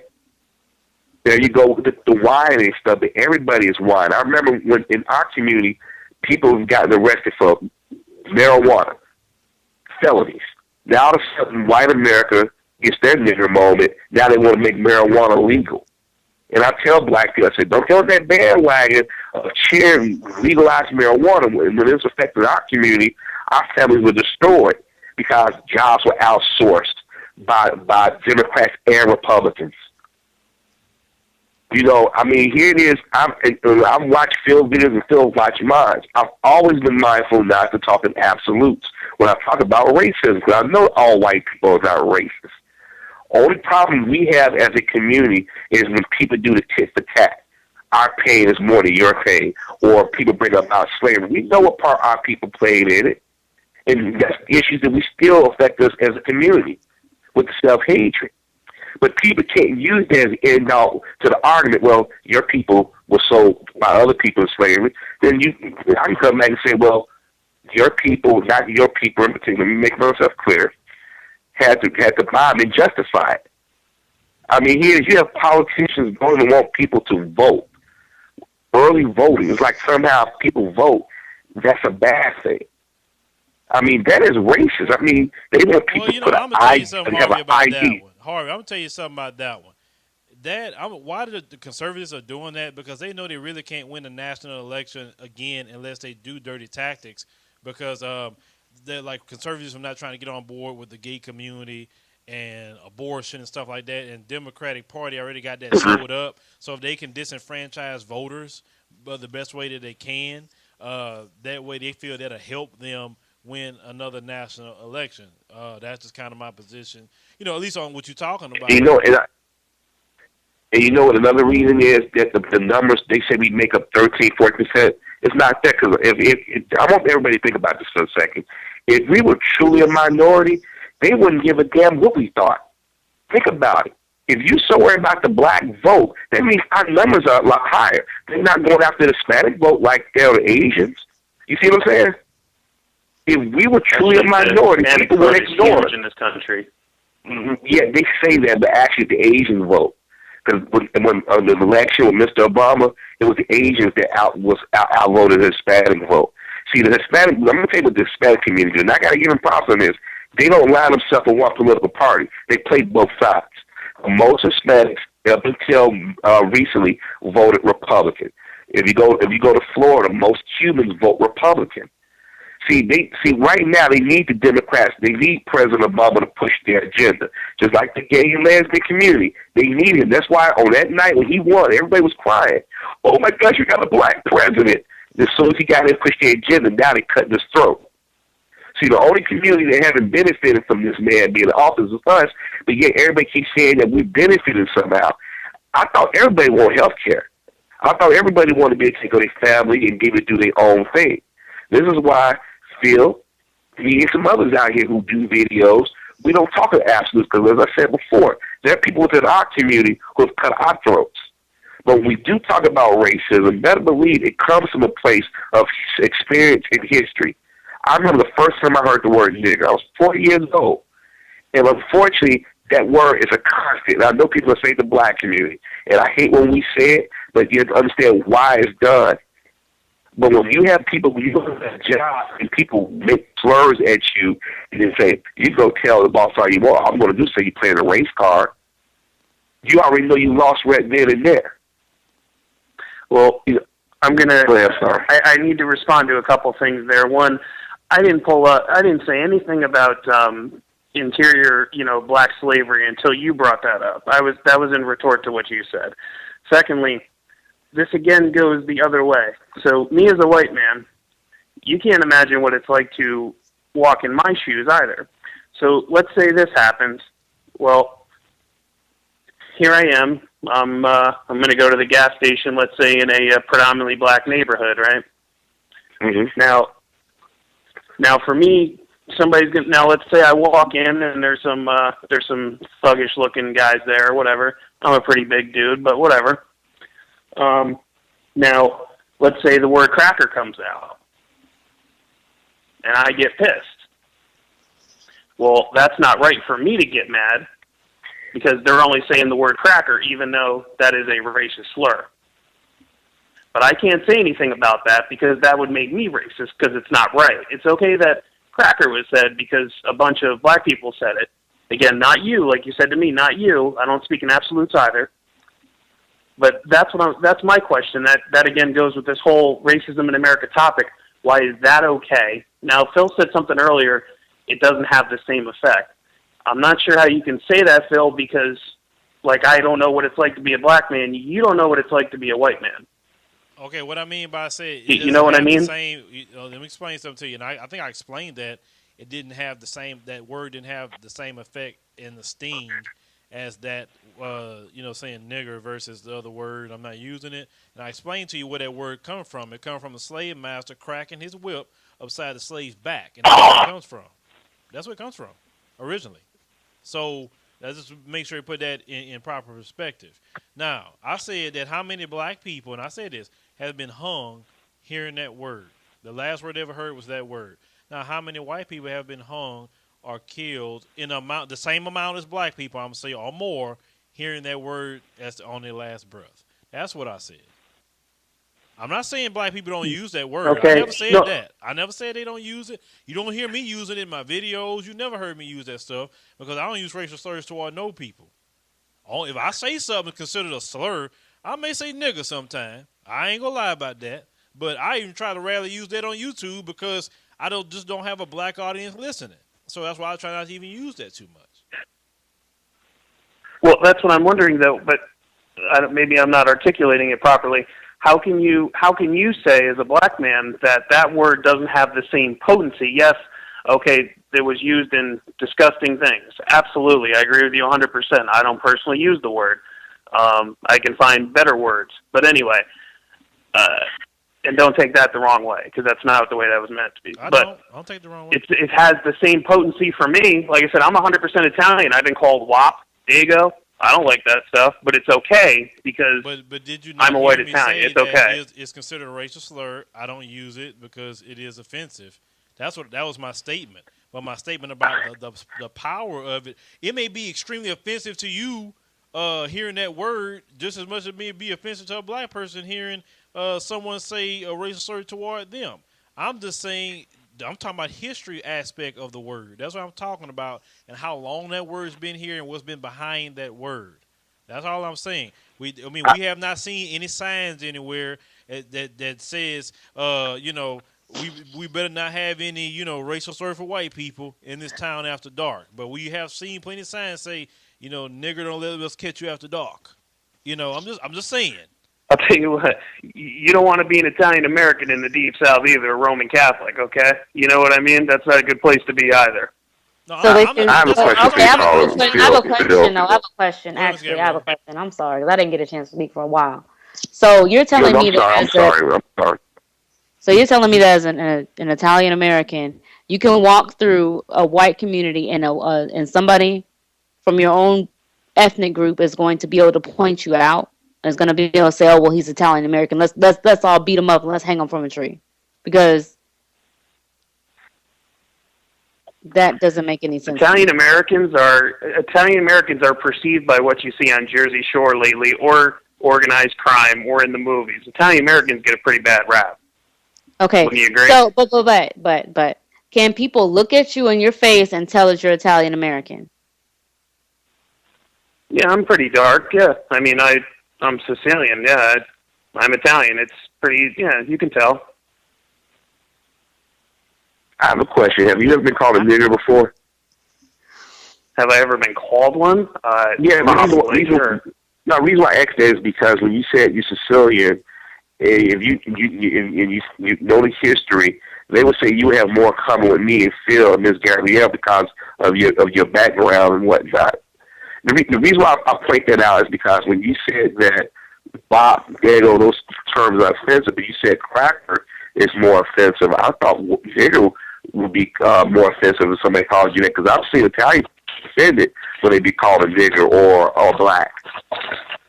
I never thought the cracker would set. I'm not saying you per se, but set some people off because, like Phil said, you have to understand the meaning of that word cracker man. That's what used to be called, the cracker man. Because if you talk to some people, they think you're talking about a cracker you eat. A lot of times, that's what they call people. With the crack of the whip, he's always on somebody's back. That kind of thing. But you said something else about going to a gas station. I'm gonna let you know you're a lot safer in the gas station, black neighborhood, than we are. Number one. And if white guys do come out and say that, they either drunk or they just want to see what the action going to be. And also you did something, I don't know if you realized it or not, you said thuggish dudes. You know, you might want to be careful to use the term thuggish because that is code word for nigger. So no, I don't believe that's correct at all, because I don't agree that all black people are thugs. You made that, not me. No. I didn't say you. What I was saying is that's the code word people use now instead of saying nigger. Remember the Richard Sherman thing went down when they called him a thug and on social media, instead of calling him nigger, they kept saying thuggish, niggerish, thuggish, nigger. And they kept saying that. That's another way of saying nigger without that. I'm not saying you said that. All I'm saying, you might want to be careful because if you talk to another black person, that's how they will perceive it. That's all I was saying. That's interesting. I have quite a few African American friends. I've said this, I think, every show I've called, Phil, every single show I've called. I believe there are two people in this world. There are good people and there are bad people. I don't care their social status. I don't care their skin color. It doesn't matter to me. If you're a good person and you're cool and you're doing the right thing, then let's talk. If you're not, it doesn't matter what color you are. I want nothing to do with it. But also, just to come back at you at that, before they built the new stadium and they had a train stop right there, you ever try to be a white guy and walk through 125th Street to catch the train to Grand Central back home after a Yankee game at about 12:30? That's not a good spot to be for a white guy. I'm assuming you're in New York, right? You're in New York. I'm a former New Yorker, but I lived most of my life. I'm not too familiar with New York. I can't speak on that. And I want you to understand, I'm not just talking about your experiences. But you have to understand that our experiences are different. You being they would classify you as a darker skinned white man. You have to understand how history. Italian people were just became white within the last 80 years or so. That, I agree with that. Yeah. And that's why I want people to understand the history. There was a time when you would have been called a nigger. In some cases, they still go on social media. I don't know if you saw the video where the white woman was at a Family Dollar and the black guy was in his truck, and she kept yelling, "Nigger, you a nigger!" And when people start calling out, the first thing she said was, "She's Italian, so she's not really white." So people of color who have been given the gift of whiteness within the last 80 to 100 years, a lot of them, not saying you, forget where they come from and forget what their social standing was. And I think a lot of people don't want to go back to that point. That's why some defend white supremacy. And I'm not saying you. I'm just saying this is why we have as many allies as he once did. That's why I was telling Phil earlier that those people from the 1960s, where did they go? They had children who are our age or grandchildren. Racism is never going to go away until we call out and stop letting people say that our experience is the same. Nobody wanted to change places for me, Phil, and Miss Gabrielle.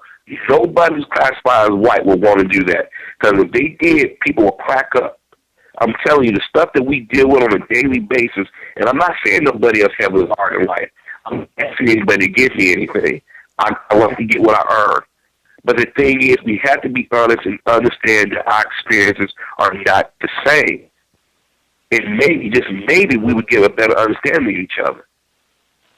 All right. With that said, I understand. Well, hold on, guys. With that said, I'm about to start wrapping up the show. We got about 3 minutes left. I want to thank everybody, Harvey, for joining. Jim, I appreciate you guys' debate. I'm pretty sure they're gonna enjoy that on YouTube as well. It's good. It's good to hear y'all go back and forth. But that's what the show is for, man. Y'all talk, get it out. I'm not gonna interrupt unless y'all over talking each other. That's the only time I'm gonna say something.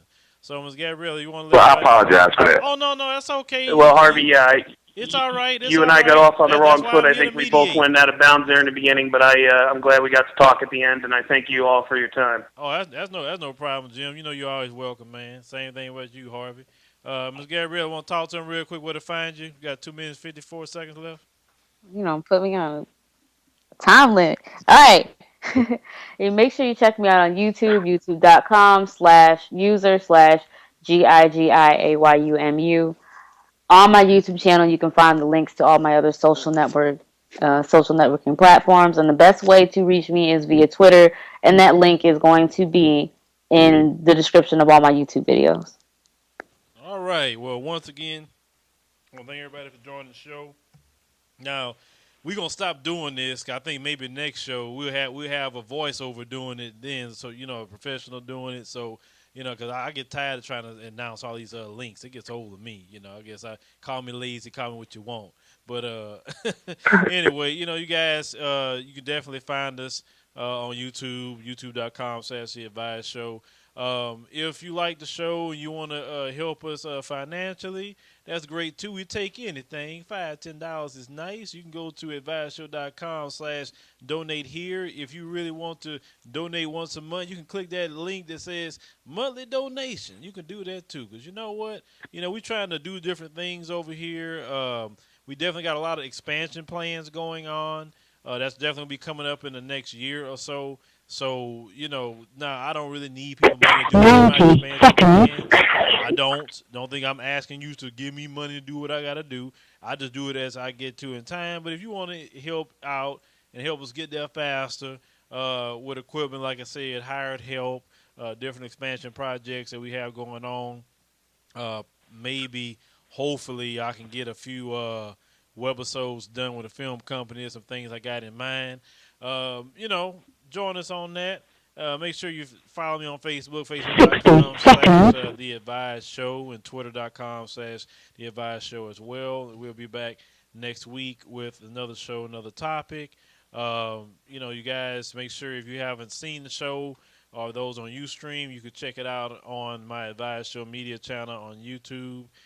Check that out as well. So, I may not finish the rest of my videos tonight, but tomorrow I get the rest of my videos out. You know, had a lot of things going on. But thank everybody for watching the show. Those who are on the line that didn't get to talk, sorry about that. You know, we just kind of got into some different things, so maybe you can get involved the next following time. I don't want to extend the shows to 4 hours because I don't want the wife to get mad because I'm just sitting here for 3 hours.